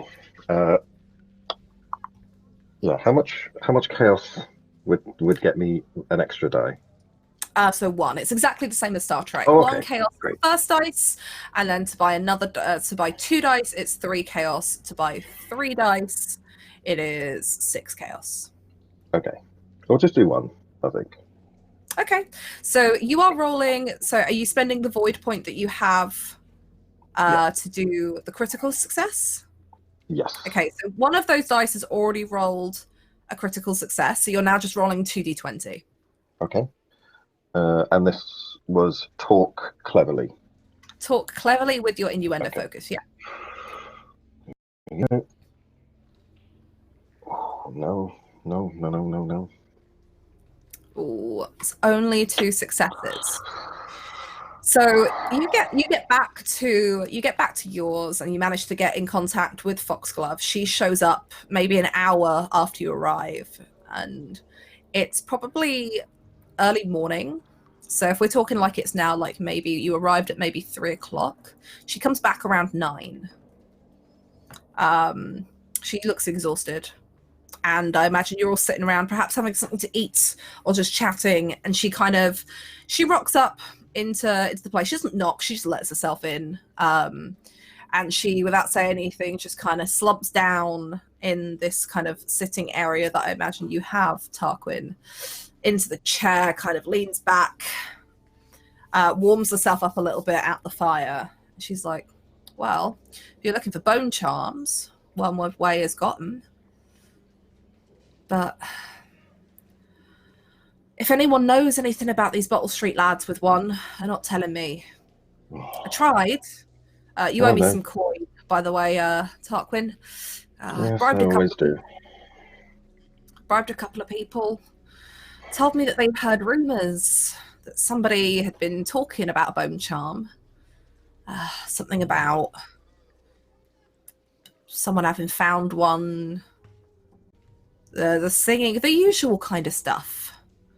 Heard a little bit, but nothing to say that it is the Bottle Streets. Could be any poor sod with one that's come across one and decided to sell it.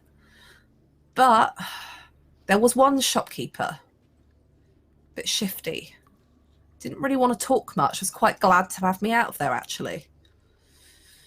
Only went in there because I heard that he was good at procuring certain things for certain people. I think he deals a lot with some of the aristocracy. Those bastards. Gets things for him, that the Abbey doesn't quite like, that they don't really want to admit they have. Didn't really want to talk to me, though. Might be worth having a look into, but nothing about the Bottle Street lads themselves, I'm afraid. Well, and she kind of helps herself to whatever food is like on the nearest table. Picks Yeah. it up, maybe some bread with some cheese or something. Picks it up, takes a bite, and still with a mouthful of food. And she's like, I'll take my payment same time as usual next week. I'm gonna See go you then. hit. And she kind of like wanders out again, eating this kind of like, it's like a piece of bread she stuck in it, like a wedge of cheese in, and is just walking off eating. You sure you can trust her? Because all storks fly in the air, not just her special aristocracies. They all fly. Yes, that's true. Zevi's face palming right now. Hardy, that's. She's a top bird. They're storks. They're not chickens. They fly.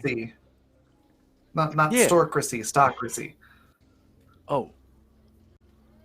Well, They're I don't know not- about they're that not fancy birds. stuff. Anyway, look, do you trust her? Oh, with my life. That's the important part. All right, let's do it. And Tarquin, you notice on the table where she picked up that bread and that cheese from, there is a crumpled piece of paper that clearly Foxglove has left. You recognize the handwriting, and it just says The Grove. Nice. You imagine is the name of the shop. Awesome.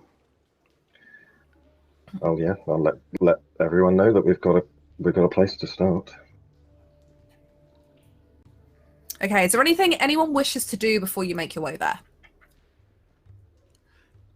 Assuming that Zevi had time to bathe and change, and maybe find a glove that fits over that little mark that she has now on her hand. Tarquin has That's all she so wants many to do. gloves. So many gloves. She'll probably like Whole shelf of gloves. Yep. Yep, just gloves, She'll probably like take scarves, the cravats, the whole thing, yeah. fanciest. Perfect. She'll probably take like the fanciest one she could find. Go ahead and cut all the fingers of it off, and then put it on, and be like, "Thanks, this is fantastic."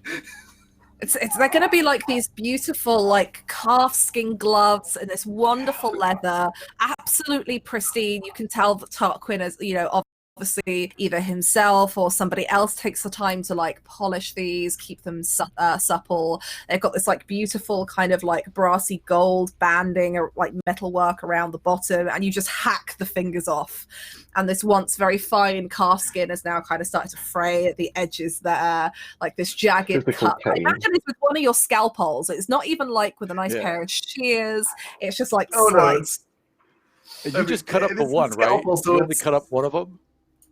yeah, it's just the Okay. one. I like Hardy's like, can I have the other one? Because you don't need it anymore. Because Hardy's always wanted a glove to slap someone with and challenge them to a fight, and so he really wants the other one. Can I take this? All right, thanks, man. I don't care. That goes right in the back pocket, doesn't it? Just like Yes, waiting and 100%. ready. Waiting to go. Okay, so Big now we turkey. have that sorted. We will skip ahead a little bit as you make your way down to Wormwood Way, which you easily find between you. It's not like a hidden part of Dunwall in essence. It's just this kind of odd part that it almost feels like transient because it gets burned down or everyone gets run out and then suddenly it's back again, and no one really knows how they keep managing it. But they do. It almost feels like this kind of liminal space as you step onto this little street that's tucked between two districts, and you can see there are a few shops. It's this kind of cobblestone, Victorian-esque street. There are still some whale oil lamps that haven't yet been put out as you're going into the morning, as it's still quite gloomy here in Dunwall with that kind of thick smog that fills the air. And you can see that a lot of the shops, they don't really have stalls out the front. A couple do, but they seem to be selling more books than anything else. And there are several shops that have artifacts in the window. You've heard rumors of this place probably if you've lived in Dunwall for any period of time. This is where you can find bone charm crafters. Every now and then, runes unknown to kind of show up as well, which some say that can be used by those marked by the outsider to gain or increase their abilities, or that runes have the power to grant abilities to particular individuals. And every now and then they show up here as well, having been found and brought in. And this is where you find yourself. Where are you heading? To the Grove, I assume. Yeah, just head straight there. Yep. Okay. You're taking a point? All right, I'm your hype man now. Where's everyone point? So you walk further up the street, and the Grove is kind of, as the street runs along, there's a couple of little side alleys, and it takes you a while to find it as it's tucked down one of these kind of side alleys. It's not on the street proper. And it's a storefront that looks like at once it may have been painted white, and over the years the soot and the smog and the dirt of the streets has just kind of dulled it to this weird sickly grey colour. And you can see the sign above, hanging from the storefront, is made of very kind of cheap put together wood. The paint's peeling and cracking. It looks fire damaged in some places. Perhaps it was salvaged from one of the burnings here and put back up. And the windows themselves are kind of smeared and dirty on the inside. And you can see just in the window there's a few artifacts on display.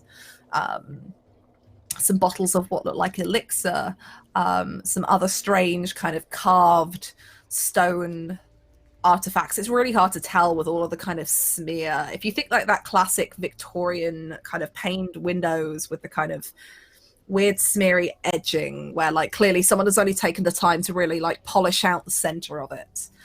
As you make your way in, there's no little bell as you enter like some of the nicer shops in Dunwall might have. Just a strange kind of creak and clunk of this door. And you step in and it's dark in here. There are some candles that light the way, but with the alley kind of trapping all of the light away from this place, you can see there are candles lit. There is something burning in the background, some kind of incense or herb. As you can see, the place is just cluttered and filled with objects and artifacts. And there is what looks to be fairly youngish woman standing behind what you can only imagine to be the counter, as she is doing something. It looks like she's got some tools and she's brushing away at something that she's holding that's too small for you to see, but it's clearly in the palm of her hand, and she's kind of looking it over. She doesn't look up or pay you any mind. Yo, she got a rat. She's got a what? She got a rat. A rat. She got a rat. She gonna be holding a rat. She could be brushing a rat. You watch. She got a rat. I'll bear that in mind. I'm going to approach the counter. So you keeping an eye out for rats. You approach the counter, and she is indeed not brushing a rat. It looks like she's got this kind of small stone artifact with some carvings on. And she's got a small brush, and she appears to be brushing away some debris from this artifact that's revealing more and more of the kind of carved lines. As she, one of them a rat? One of the carvings a rat? One of the carvings is not a rat. Damn it. And she's brushing away at it. She doesn't look up at you, Tarquin. She just kind of says, yeah. And what can I help you with? Buying, selling, browsing? And she sounds like there's disdain at the last word of browsing. Buying, potentially. And at that point, she hears buying, and she kind of stops brushing at it, and she puts the brush down on this messy counter, pulls out a drawer from the other side and places this artifact in it and closes it. She looks up. And what can I get for you today, sir? Do you know, I'm not Museum entirely quality sure. pieces. Oh, of course, always quality. I'm looking for something that sings to me. Like the opera. You. I see. And she kind of looks over at you. And she's like, your friends, I presume? Oh, Yeah, yes, acquaintances. She kind of eyes them suspiciously as she looks back to you.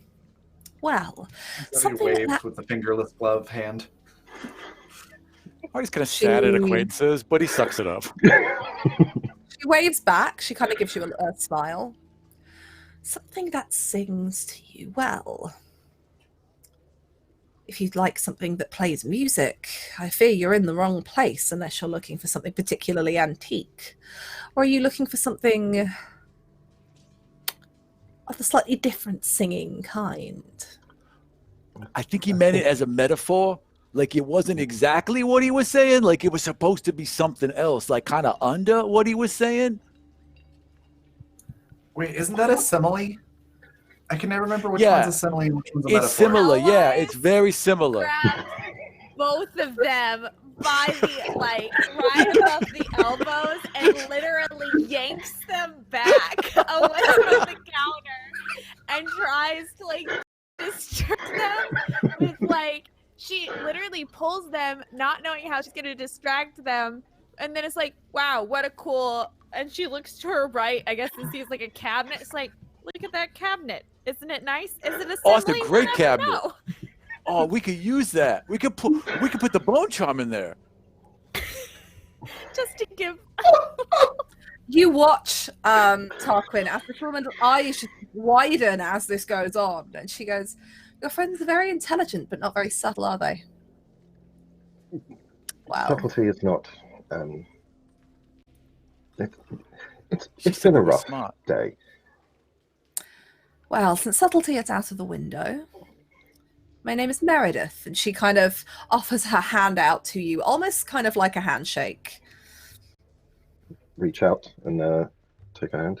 Tarquin Graves, a pleasure. The pleasure, I'm sure, will be all mine once I have your coin.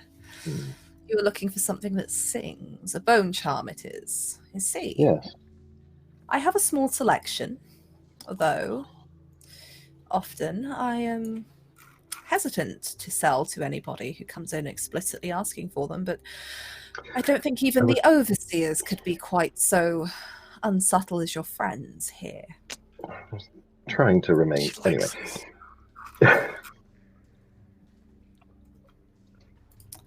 Well, if you must know, I struggle to hear their singing myself, but individuals that I know of that craft these, they say otherwise.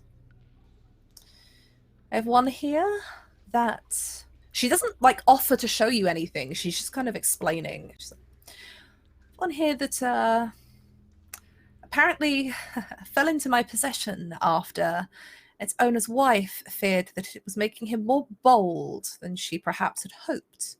And after the first few bar brawls and the needless showing off, she slipped it into my pocket, and I may have slipped her some coin. I have another, one of three that I have, well, the second or the third that I have, but one that, let's say, was used by some better off people than I to win a sporting event that they had quite a bit of money on, but when the overseers came sniffing around and they became suspect, they quickly fenced the item to me. The last one I have was particularly useful for a few members of the Hatter's gang. Unfortunately, even that bone charm didn't make them quite quick enough to dodge the knife that killed them. And so one of my friends perhaps came across the charm on his body. That is what I have, if any of those interest you. We don't want the one where the guy got stabbed. I think we can all say yes, right? We want that one. We'll take the horse one. We're actually. Oh, I'm actually in the market for something that's something new. You'd like one crafted? No, It's very no, expensive. one that I hear a lot of things, a lot of rumors, a lot of talk. He's got big ears. The biggest, and I've heard tale of a charm that's recently on the market. Very recently on the market. Like today. Yes, like today. I see.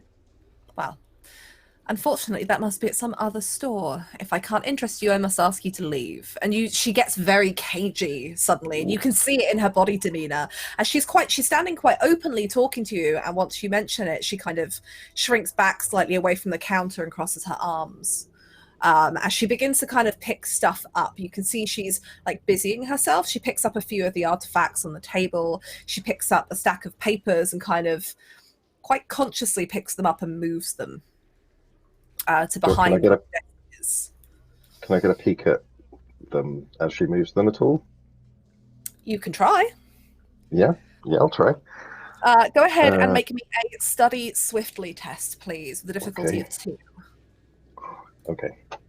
That's all of my high school right there. Last minute study swiftly. Okay. Oh, no. Unfortunately not. Not really. You get that they are definitely papers related to her business. They're written on very cheap, thin parchment, and the handwriting is very scrawled. But you notice that the act is very deliberate, that they are quite close to where you are, and she moves them, but you don't really catch what's on them. What is everyone else doing at this point in time? Obviously, Sebastian, what are you doing in here? Same for Zevi and for Hellwise. And obviously, I know what Hardy's doing, which is playing. Hardy's still in the cabinet. Hardy's still investigating the cabinet. This is actually great. Like, it's really well built, and these joints are great. Like, this will last 100 years. That's all he's doing. Hellwise is Zevi's half paying attention. Sorry, go ahead. Zevi's just half paying attention and whispering commentary to Hellwise, which is what I've been doing in chat.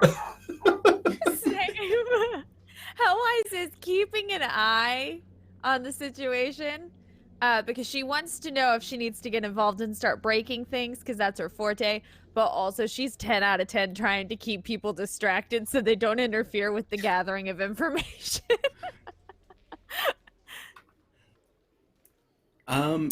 Sebastian at this point, I think after Hellwise has dragged the other two away, he's kind of shuffled into position just to give support to Tarkin and just kind of stay behind him, just looking imposing, but there for support, I guess. He's letting Hellwise just kind of wrangle with the other two at the moment.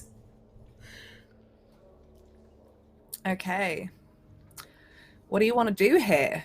She moves those papers and she basically flat out asks you to leave. She looks impatient and she looks at the door. And her eyes are kind of darting around the room now, following everybody, watching everything. It's rather unfortunate that you don't seem to know what I'm talking about, because I'm here on behalf of some people who, if they catch wind of this place, may not be so polite in their questioning. If you think I'm worried about one of Dunwall's gangs, believe me, I'm not. Not that I have any such reason to be on any of their bad books. Hey, Tarky, is it stabby slicey time? Is that what you needed, or just we still talking? I'm thinking on it. Just let me know. Like I said, I cannot help you. I don't think I have what you're looking for. Perhaps try one of the other shops. But if I cannot help you, I must ask you to leave. People don't particularly like coming into establishments like this if there is a crowd. She looks at your friends behind you. At this point, Hellwise would like to walk up and stand by everybody and just very intently stare at the shopkeeper, waiting for a cue to intervene. Can I use that boon I got earlier? What do you want to do with it? I want to look at her and I'll be like, look, we need your help. We know you know what we're talking about. Then if you do help us, it's going to lead to more bone charms for all of us. We'll work exclusively with you. I got stuff you've never seen before. And he just lets her peek at the carving, the whalebone carving he was doing before, just lets her get a look at it and like puts it back under. Trust us, let us work with you. We can get this done. She doesn't seem to be paying much attention until you show, like, she's clearly listening, but she's not really paying it any mind until she sees the whalebone. I see. You don't look like a bone charm carver, but if you have access to whalebone, now that's a different story. Plucked out of the ocean myself. Or sky, Is that whatever they are. so? Sorry. You know, they say whales are creatures that can span between here and the void. Yeah, I heard that, and I've seen a lot. I believe it. I think they can. This one's not, but She kind of looks around, and you can see she's second-guessing herself. She's like, as every human being does when they interact with Hardy. Why? Why am I talking to this idiot? I don't care what your business is with this artifact. I have been paid for it. I have sent it on its way. It's not my business what happens to it between here and its destination. I have the gold in my pocket. As far And as that destination I know, would be? she reaches over to the pile of papers and she kind of licks her fingers as she goes through them. She midway through, she picks up a couple of them and begins to like read and study them, and she puts them aside. And she pulls out one. She kind of reads it over. Yes, I charged a very hefty price for this. And I found out what it did.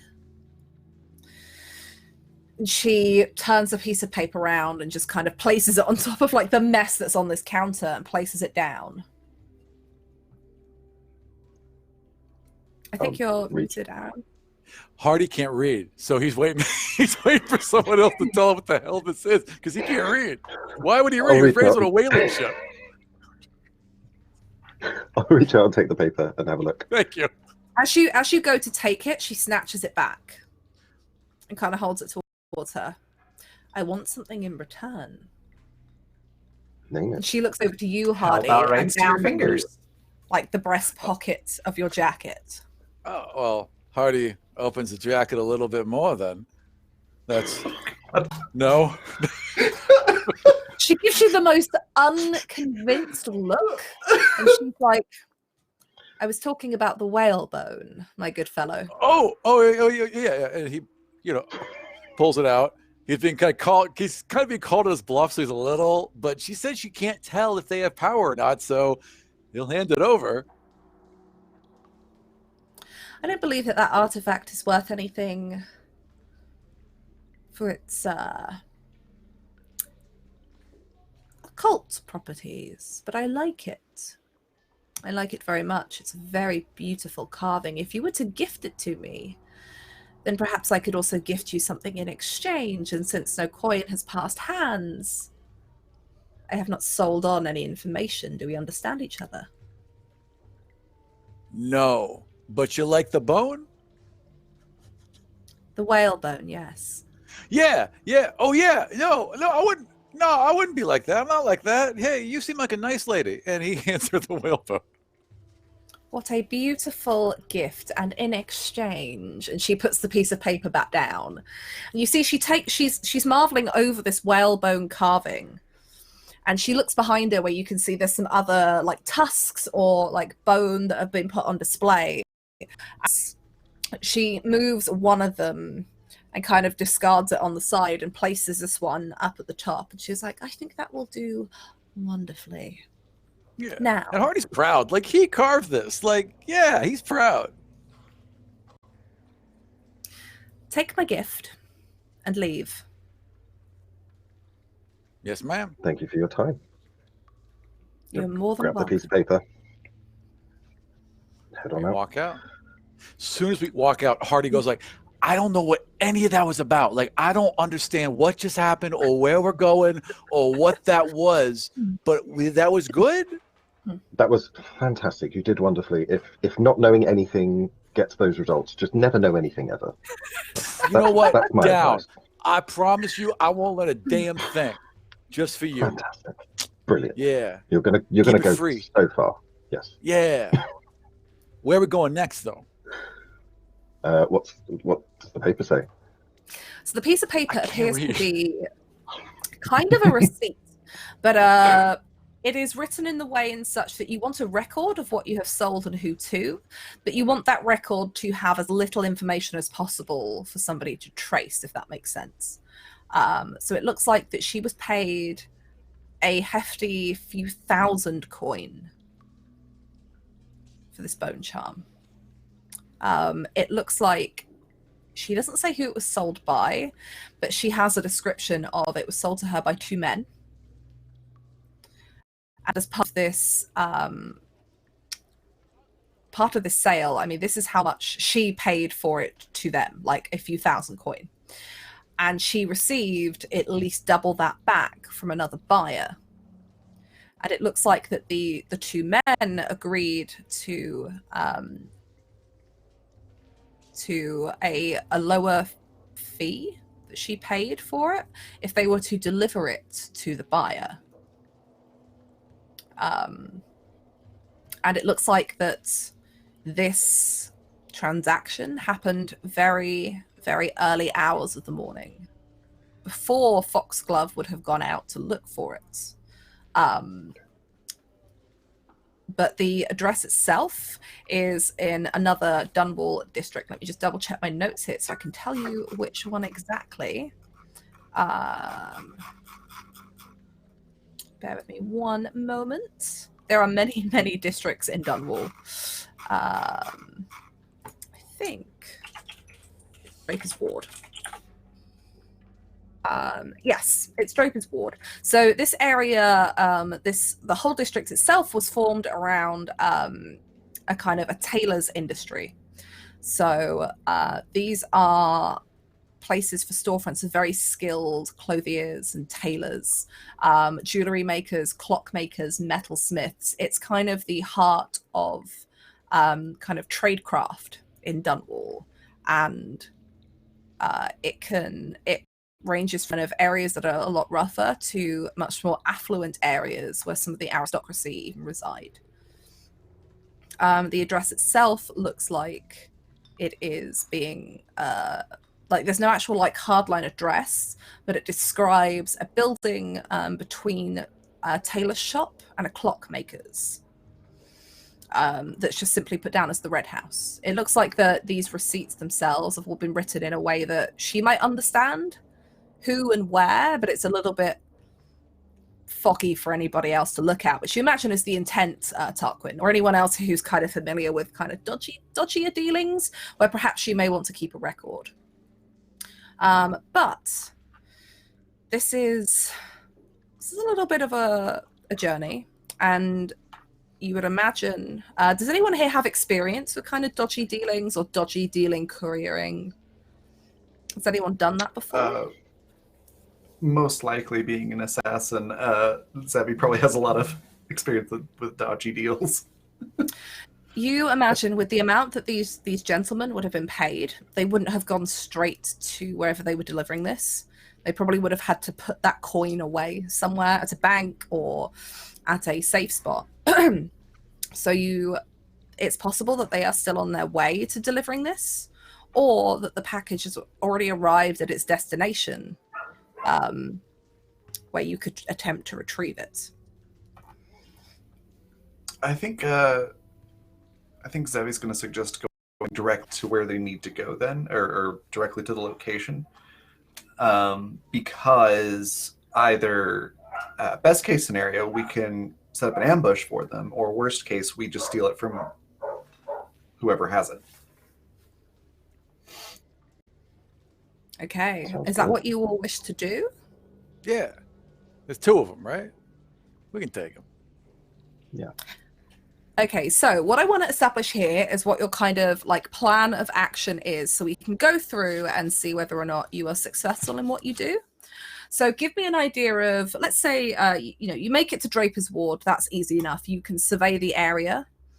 Eventually, you find a red house that is between a tailor's and a clockmaker's. There are a couple of houses that bear similar resemblances, but this is the one that you think would be the right one. What is your plan of action here? And you can ask me any questions about this kind of area that you've managed to have a look around. I just want to get an idea of like sequence of events, and then I can set up a progress track to see how well you do at whatever it is you want to do, whether that's infiltrate the house and see if the package is there, or set something up for an ambush. I think ambush might be a good starting point. If there's a rooftop with a good vantage point, Tarquin will set himself up there with his crossbow ready. Okay, so you to find a rooftop with a vantage point and get up with a crossbow. Okay. Yeah, but are there any bushes? That way we can do this proper. Not really. This isn't kind of like the middle of a street. Right. So there's not really any bushes that would be effective. If this was the middle of the night, maybe. But Yeah. it is the daytime. But she perhaps Well, then thinks we'll just like dark alleyway them, and it'll be okay. not anywhere near the house, unfortunately, here, because it's wedged between these two shops. Yo, I got so- bush and alleys. I'm out of ideas. I don't know what else to do. So that's what Tarquin is doing. We've got going to the rooftop to look for a vantage point, so we'll get to that. And then, sorry, Zevi, what was it that you wanted to do? I think Zevi's going to go a little bit of a different stealth route and just pull out her flask, sort of plop down on the curb of the street, and look like a random drunk just sitting on the corner, completely oblivious to everything going around her, while waiting for somebody to pass. Sure, okay. And what's your kind of plan? Is your plan to like ambush them in the street? Is it to try and follow them into the house if they get let in? Like, what's Zevi's kind of thought here in what she will do once something happens? Well, if there's a spot kind of close to an alley, maybe see if she can sort of, attack and then pull into an alley out of the way. There's not really an alley nearby where the house is. There is on the opposite side of the street. But there's not because the house is sandwiched between these two shops. There isn't one there. Okay. I think she'll camp out sort of by the alley on the opposite side of the street, and then if they're the people coming are not within arm's length or quick access, she'll try to get them to come over to where she's at. Cool. Okay. So yeah, what I'm going to do is I'm going to basically build a progress track. So we're going to establish what you all want to do, and then I'm going to have you all roll a test to see how successful you are. And depending on how far up that progress track will determine kind of what happens and what options you have kind of available as a final play to try and get this package or to try and get in the house to find it. So we have that for Zevi. Tell me, what is Sebastian doing? Sebastian will survey from the ground and maybe kind of do small bits of back and forth on the street just to keep an eye out for people on the ground, and seeing who walks by, who looks like they might be going towards the house, just keeping track of as many people as possible on the street. So you're kind of doing recon. You're the person that's trying to spot who the targets are and then perhaps give signal to somebody else? Yes. Cool. Someone either up on the rooftop or Zevi, maybe. And tell me, what is your signal? What's the signal that you all kind of agree on that something's happening or the people are here? I would whistle. A whistle. A specific tune. Cool. Okay, so I've got you down for recon and then signaling. What is Hellwise going to do? Hellwise is just really going to fill in the places that need to be filled in. She's going to do what she's told to do. So whatever she's needed to do by the group standards, she'll do it.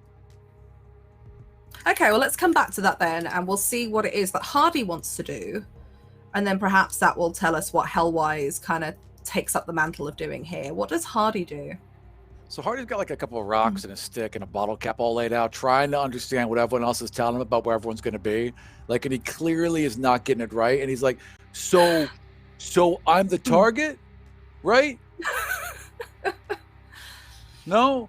Okay, look, hang on. What if I just sit here on this bench, and then when something happens, I'm on the bench. I'm just a guy on a bench.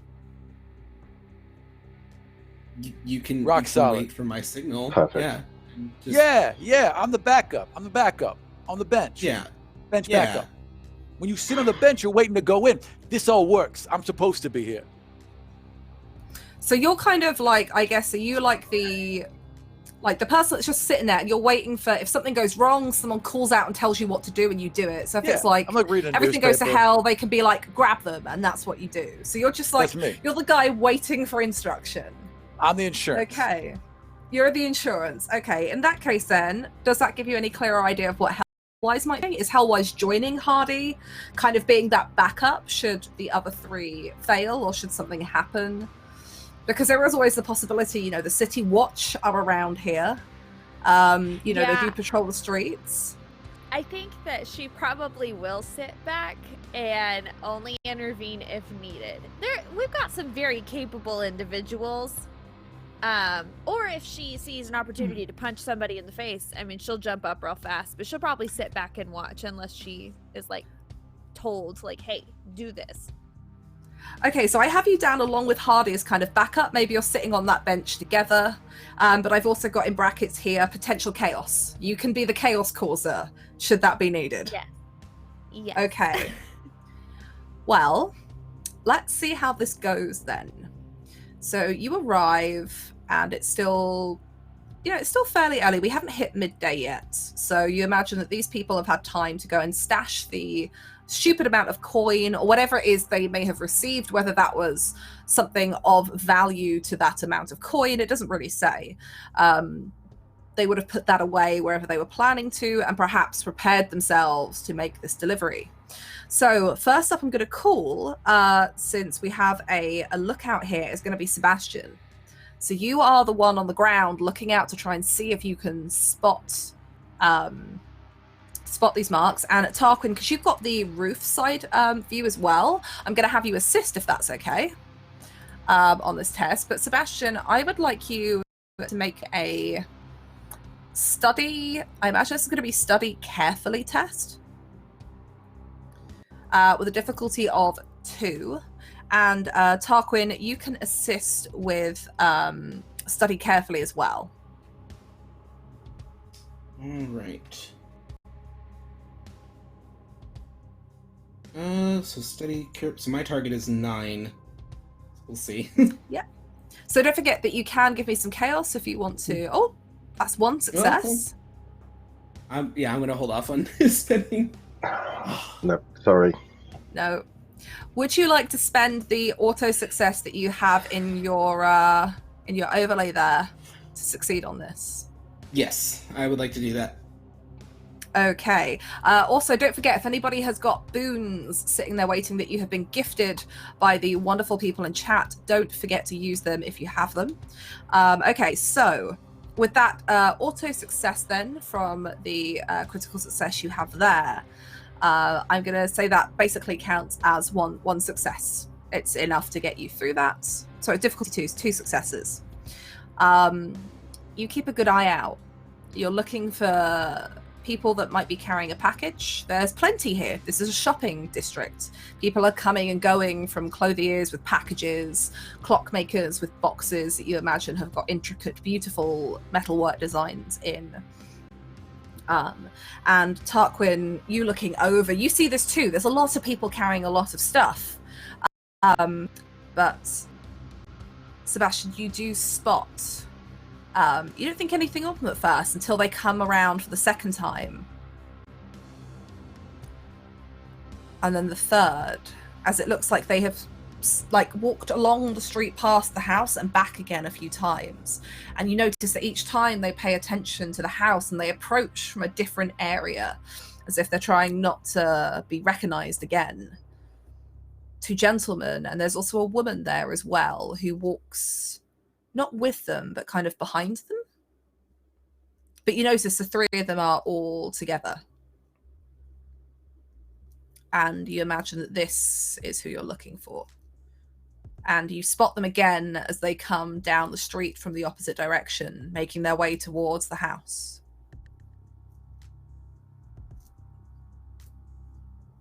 You don't see them carrying a package, though. That's the odd thing. There is none of them appears to be carrying like an envelope or a box, but they've definitely walked around this street a few times and past the house a few times.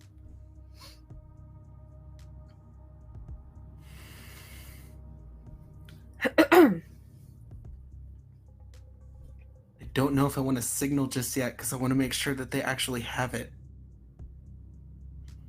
But I don't know how I would do that unless I can roll for it, but Is that a whalebone in your pocket? You're just happy to see me. If you'd like to try and make a roll, see if you can pick out anything distinguishing them or that might distinguish them as a Bottle Street gang, you can. It's kind of difficult, you know. Everyone's in this kind of like the dress of Dishonored is this kind of Victorian era Europe dress, but the Bottle Street gang have these very typical kind of English Victorian workman's, like smart workman's wear. Other people wear this too, but I'll go ahead. It's going to be kind of difficult because you're trying to pick out something where there's not really a uniform necessarily for the gang. I'm going to say their fingers. Sadly not. So you can go ahead and make a study cleverly. Or in fact, even here, because they're approaching the house, it depends. Are you trying to do this really quickly so you can signal? Because as far as you can tell, they're making their way back up the street again towards the red house. Yeah. How are you approaching this observation? I feel like it would try to be quick enough so that he can make a snap judgment on this and then signal if he thinks it's there. Study quickly then, difficulty 2. Okay. Actually, I'm going to say difficulty 1 because you know what? You're like a bouncer for a bar, right? Mm-hmm. For a tavern. Yeah. So you are used to trying to pick out who people are when they come in. Is this person affiliated with one of Dunwall's gangs? Is there already somebody inside that's affiliated with one where this might cause trouble? So I'm going to let this be difficulty 1 for you, actually, because I think that background definitely gives you an eye for trying to discern who is who. Perfect. And just to give myself an extra safety net, I'll spend 1 point of, or I'll give you a point of chaos to get a third dice. Sure, go ahead. Okay. Just delighted to have that chaos. Yeah. Target's 8. Oh boy.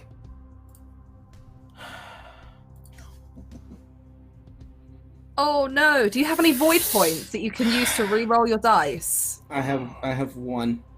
Would you like to re-roll your dice? Yeah. Okay, re-roll as many of those as you like. I will roll all 3. Re-roll all 3. Oh, come on. No!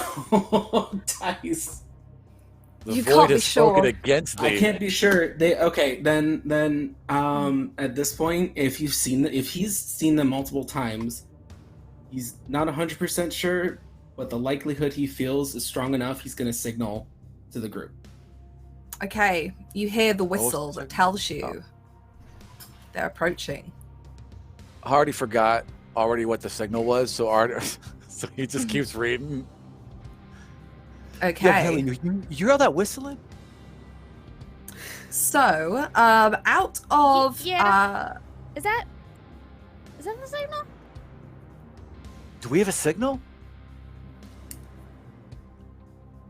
I'm sorry. And like Hardy's looking around. Does he see people? Like, do we see people that it could be? I'm like, Sebastian is staring at the two of you, and he whistles again. Angrily. I imagine you can like angrily. You can gesture in the direction, and you see these two gentlemen walking down. They don't appear to be carrying anything, and there seems to be a woman kind of trailing behind them.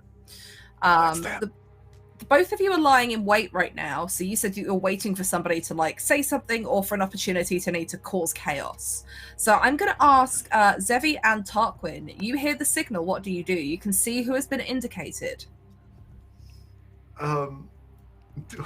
First off, in my head, I just have that scene from the Three Amigos playing where one of them's going, "Look up here! Look up here!" Everybody's oblivious.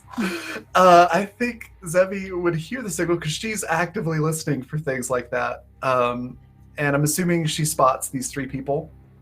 Mm-hmm. How close to Zevi are they? So you are waiting by that kind of alley, right? So they're the other side of quite a wide street here. So it's you'd have to kind of run to get over to them fairly quickly. Like you couldn't just like fast walk to catch up with them. And you're at a kind of diagonal slightly as well, where you pick the closest alley on the other side of the street to the house. Okay. I think she's gonna stand up and like stumble, walking in like a zigzag, playing it up, looking very intoxicated. And she's gonna be like, "Hey, you over there! Hey, I'm talking to you." And what are you trying to do? Get their? Are you trying to get their attention? As last time. Are you trying to get them to turn around and stop? Like, what is your intention with this? Yeah, I'm trying to get their attention to get them to talk to me. I'd like you to talk boldly, please. Talk boldly, okay. Because you're trying to put on an act, right? That you are very drunk. Yeah. So it's going to be 10. Would my focus and stealth apply here? Do you know, actually, I think it would, because I think stealth isn't just about like necessarily being sneaky, but there is an aspect of like being undercover to this. And like you're kind of faking it. So yeah. Perfect. Okay. So that is target 10. One of those is below my stealth, which is a 6. So you have got the 2 successes that you needed.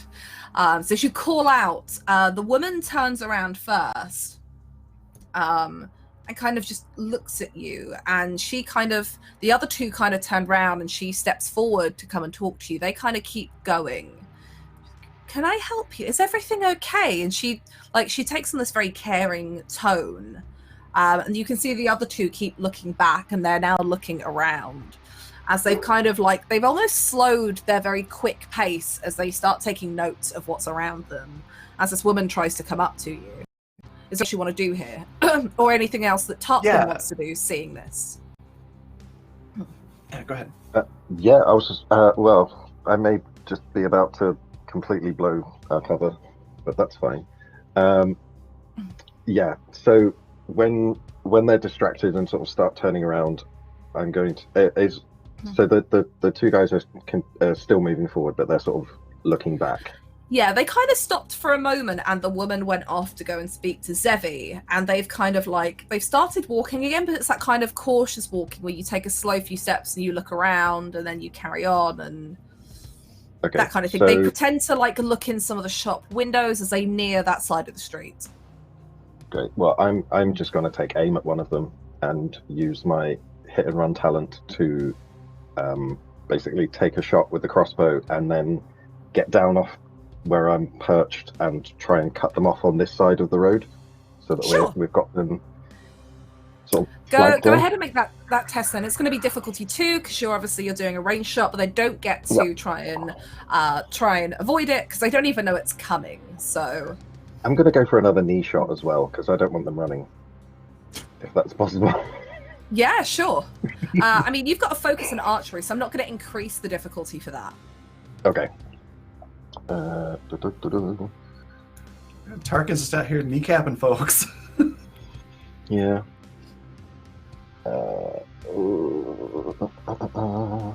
No.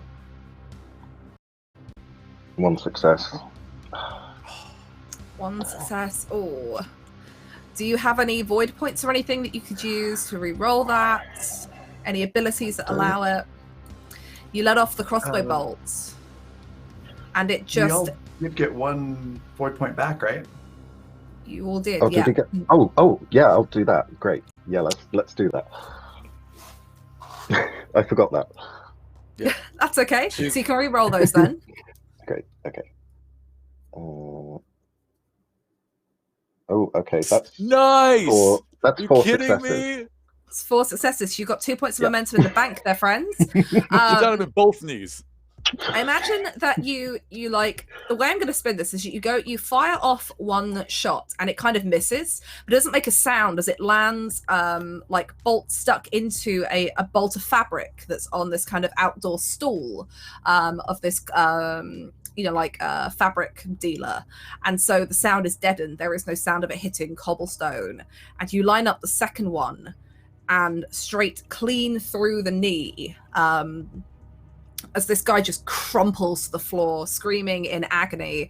And you see he starts reaching around in the pocket. He's like, take it and go, as he passes something to the other guy. The woman who is with you, Zevi, kind of looks around, stops and like pushes you back, sensing something's going on, and this other guy begins to bolt. I'm gonna let you guys, because you guys had the surprise. Who's going next? Oh, sorry, you wanted to jump down, didn't you, Tarquin? Yeah, so yeah, as part of my hit and run talent, if they don't know I'm there, I can then I get like a free movement. So I'm gonna, if there's like bundles of fabric and stuff, I'm just sort of gonna step off where I am and try and land on some soft like linens or anything like that. Sure, you can absolutely do that. You can there's like a few fabric traders that I guess are like on the outside of the, like on the street, actually on the cobblestones, and one of them's piled up like some of his like fabric bolts and like scraps over in a corner, and you manage to like drop down into them and start making ground. I'm gonna let you guys take another turn here because you did get the drop on these people. Who would like to go next? Is it okay if I go? Yeah? Yeah, Zevi just wanted to say something while this is happening. So as soon as the guy goes down with the arrow, Zevi's just gonna yell out, "Oh God, they're back! They're shooting at everybody! We gotta get to the alley! Come on!" And start stumbling towards the alley, trying to get the lady to follow her. Okay. Well, Helly, we gotta get to the alley. What? No, Helleyes literally slaps and goes, "No, that was the signal." And then, can I run and tackle? Can that be my? Yes, you can. I want to see this happen. So this is going to be fight forcefully, I think. If you're just going to bolt and like try to tackle the dude. What are things I can use my brawling focus? Yes, absolutely. Okay, everybody say a prayer because I would like to succeed. It's going to be a melee attack, so he does get to roll against you. So if you want to go ahead and roll first, would you like to buy any dice? You got 2 momentum in the pool. Can I use one? Is that okay, friends? Yeah. Okay. Say a prayer. I'm gonna get. Hey God, please help our friend Hell Death. Don't forget, you have a boon. You have a boon, Jordan. Okay, so how do I can I like say that there's like when he turns to bolt, he accidentally runs into a dead end? Can that be the boon? Yeah, I'll say. So it's a narrative detail. So what you can say is if you want something to like force him to change direction, let's say he goes to run and bolt, but actually there is a horse-drawn cart that is like a wagon is coming across the street and it cuts him off. It would only be for a moment, but he doesn't want to stand still long enough to wait for it to pass. And so he kind of does that skid, nearly trips over the cobbles, panics, turns back. He sees this woman kind of being half dragged along with Zevi towards this alley, and just kind of sees someone he recognizes and bolts towards her. Doesn't even realize he's running right towards you, Hellwise. Yes, I would. Yes. So I'm gonna make this. I'm gonna make this difficulty 1. And what would you know? You got 2 successes. And you said it was fight forcefully? Fight forcefully. Okay, yeah. So my thing was 13. 13, yep. So that 2, you've got a focus and brawling, right? So that's going to be 2 successes. Yes. So you get point of momentum back, and I'm not gonna, as part of that boon, I'm not gonna have him try to like roll back because he doesn't see you coming as you tackle this guy to the floor. Like, he's running full force, you just like sideline him straight into him as he goes down to the floor. The woman that is with you, Zevi, she's going to use her turn as you're kind of like half pulling her in this panic. She's trying to fight you off. And she's just going to make a roll to see if she could like slip out of your clutches. So feel free to go ahead and roll to keep hold of her if you wish. Okay. That is one success, so it's not quite enough to pass, unfortunately, so you don't actually have to roll. She fails. It was going to take 2, because I imagine you've got a bit of a grip on her as you're, like, trying to tug her. You're quite insistent. And she just, like, she has no other reason other than to just follow you at this point as you're pulling her along. But Zevi, you hear a voice. Like, no, you don't understand. They're shooting at us. We gotta go. And she looks back now and she sees Hellwise has tackled this guy, and she just goes with you. Like, she stops trying to struggle because a bolt's gone off. This guy's been tackled. Doesn't know who you are. But there's a voice in the back of your mind that's just like, you could take it. While your friend holds him down. You need only blink and you'd be there. And it's that same voice of the man that you encountered in the strange void space. Something just feels odd about the words blink. Just blink and you'd be there. And you can feel that tingle in your hand as you're reminded of the mark that's on it now. Okay. So she's taken her turn, so it's time for one of you guys to take your turn. Who is doing what next? So we've already had Tarquin have his go. We've had Hellwise take their turn. So we've got Zevi, Seb, and Hardy left. Well, I'm running towards the alley because someone's shooting at us.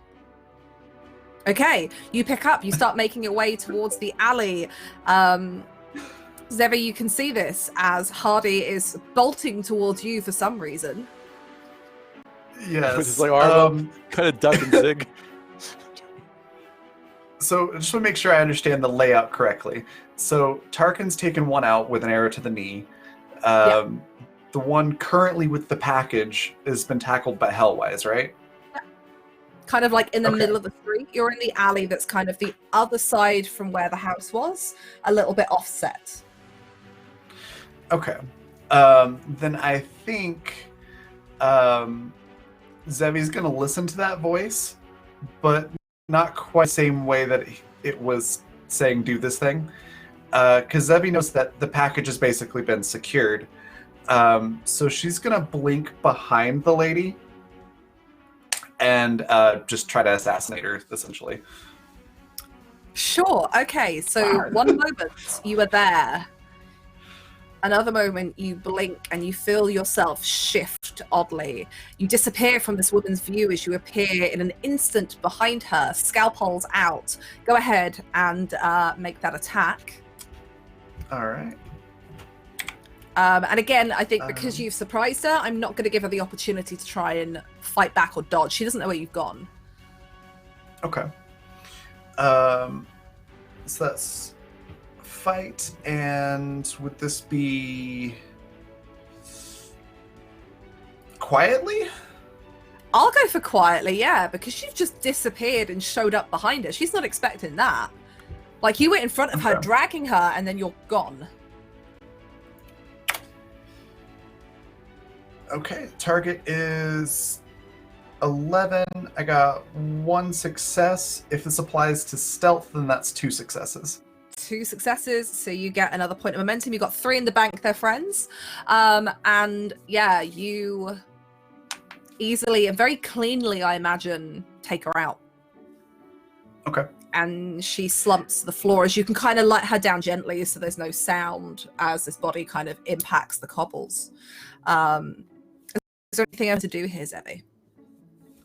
No, she's just going to make sure like the body's hidden, and then I do have a talent in humane determination. Whenever you kill someone, reduce the chaos you generate by 1. Okay. So I assume that would apply, but that's about it. And then she'd be like, oh, we already got the package, talking to the voice that she heard, We already got the package, so I just did this instead. Hope that's cool. There's no answer from the voice. So last but not least, Sebastian, what are you doing? You see this chaos beginning to happen around you. You're still down on the floor, probably somewhere between this alley and the guy who's been tackled. What do you do? I think at this point, he is going to trust that Hellwise has the guy on the ground and has secured him. He's going to actually run over to the other one that's been kneecapped and try and start pulling him into the alley so that he's not out in a public spot. Okay. I'm going to let you do that because I think that you have acted on this so swiftly that you can manage to... What I do want to do, though, is before that, So you do manage to start dragging him into this alley. This guy's screaming in pain. He's half conscious from the blood loss. It's not difficult. You know, I imagine that some people have started to run. You can hear that the city watch have been called.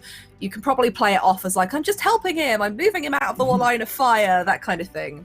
But Hellwise, you're still struggling with this guy. And what I want to see is how well you put him out. Like, are you trying to knock him out? Do you just want to knock him out and take your run? What is your play here? Because you've got control of this now. So, what do I want to do? I would, okay, so he has the thing that I want, right? But I also like beating people up. So my intention is to pin him down and just start punching. I don't want him to die, but he should feel pain for running from me. Okay. I'm not going to make you roll for that because I think you're more than capable of doing it. As you do... Okay. pummel this dude until he's like semi-conscious. You can take the bone charm out of his inside pocket that you saw him try to shove it in when his mate gave it to him. As you all, I guess, escape the scene where possible, leaving you with the bone charm there. And I have a final question before I run up the epilogue of this game. Hellwise, do you meet back up with the others to give them the bone charm to take back to the Bottle Street gang? Or do you do something else?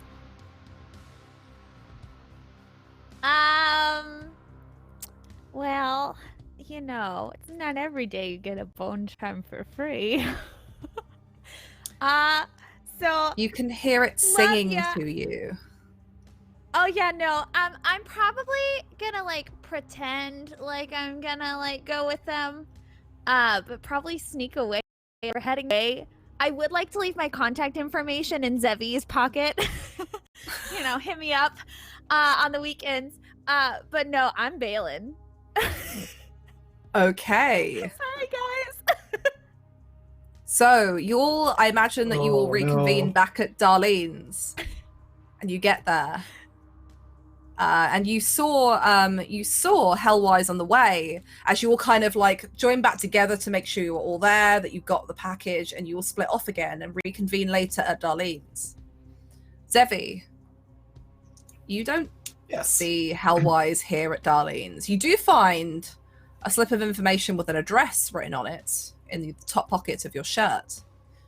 What you can only imagine is Hellwise's hand, but she never appears that night. Zevi's probably just gonna take a big drink, slam the cup down on the counter and go, great, now I have to kill her. And that's just a waste.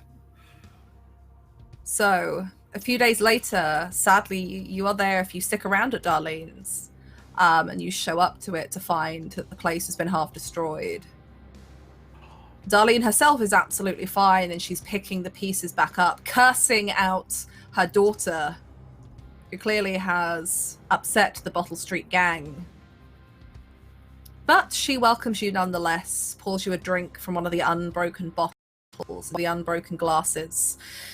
You can't really sit on anything as the furniture has been smashed to pieces, but she offers you a pastry and puts a reward on the table for finding her daughter.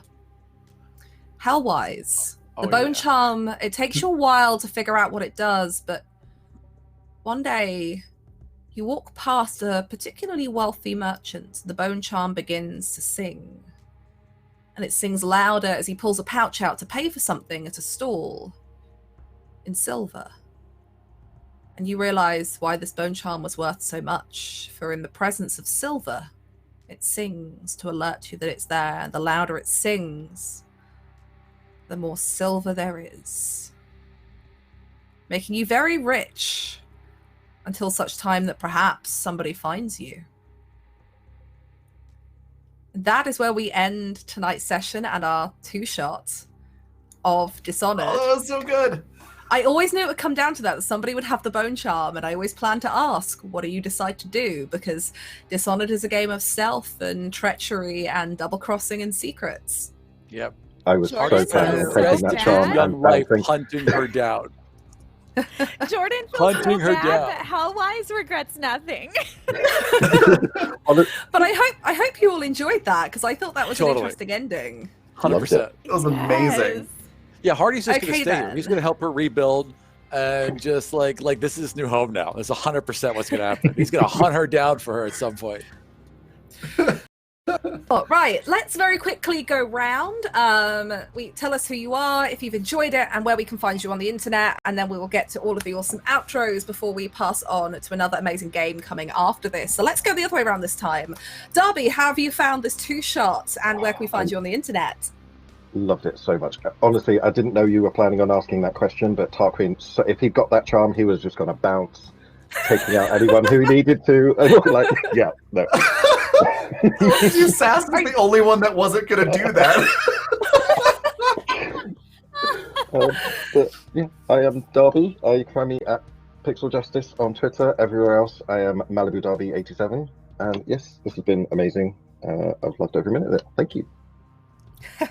Awesome. And next along, we have playing the wonderful Hardy. We have Aram. How was this for you? Where can we find you on the internet?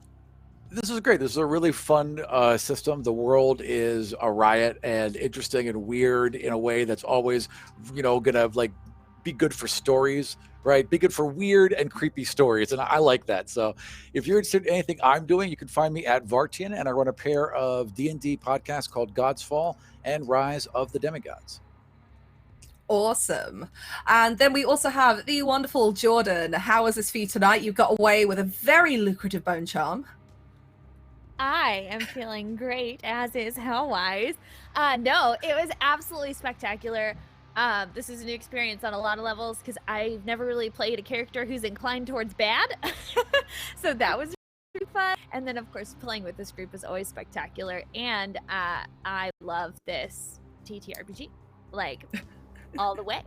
I am Jordan, aka Sassy with Sander. You can find me on the interwebs under Sassy with Sander on almost any social platform. I do music YouTube videos. I help run Jam Game Streams where we stream video games and goof off. And I am also Adina in Fate and the Fable Maidens, an all-women family-friendly podcast. So check it out. I'll see you there. Awesome. And then we have the equally as wonderful Raven. How was this for you tonight? And where can we find you on the internet? Oh, it was fantastic. I love the system. This was my first introduction into the whole Dishonored universe, and I thought it was fantastic. I just have this mental image of Hardy and Zevi at the bar before they go to find Hellwise, and Hardy's like, "Where are we going, Zevi?" And she's like, "We're going to kill a friend, Hardy. Going to kill a friend."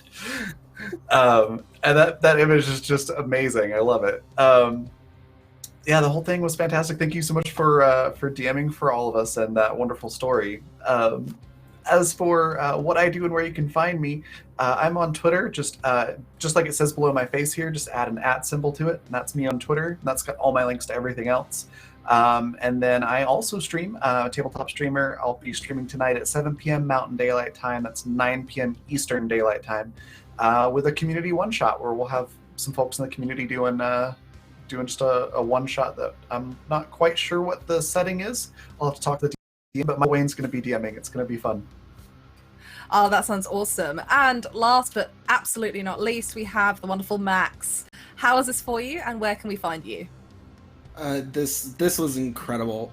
This absolutely felt like a story that would take place within the Dishonored universe, and I loved each and every single one of y'all's characters. And Virginia, you did such an amazing job, so thank you for running this.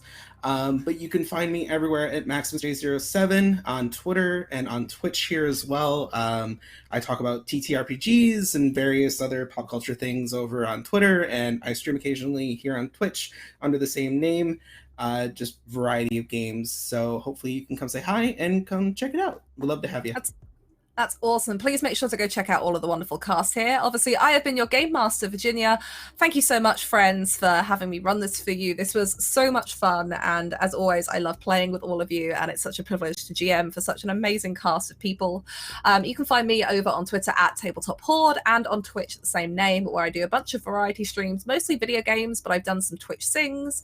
And my streams start at 8 p.m. UK, which is 3 p.m. EST, over on Wednesdays and every other Monday. Check out my Twitter for other impromptu streams. But otherwise, if you want to support the amazing casts here in Encounter Roleplay, this one and all of the others on the shows, please check out the Encounter Roleplay Patreon. There are a bunch of awesome things up there that you can do, and all of that goes, most of that goes to supporting the cast here. Also, a reminder, if you're interested in the Dishonored RPG, it is available for pre-order now from the wonderful folks at Modiphius. So I highly encourage you to go over there and check it out. You can buy a pre-order of the physical copy of the book that comes with a PDF to immediately download, with a physical copy shipped whenever the world kind of sorts itself out and we can get to printing again. Or you can pick up the PDF version and that will come with a discount for the print version should you decide to get it later on. Please don't forget to check us out on YouTube. And if you've made it this far and you're watching us on YouTube, hi, thank you so much for sticking with us. Please check out the community on Discord if you want to chat about this game, talk to some of the cast, or check out all of the other awesomeness and discussion that is going on those Discords there between the Encounter Roleplay family. Please check that out.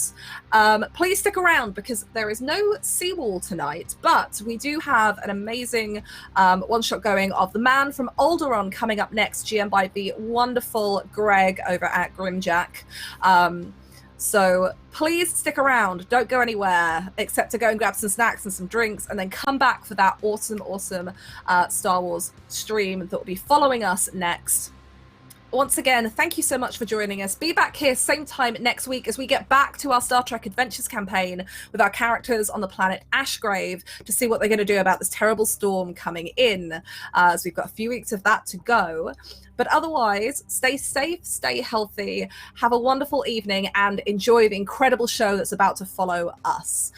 We will see you next week, friends. It's been awesome to have you. Have a wonderful night or day, depending on where you are. We'll see you soon.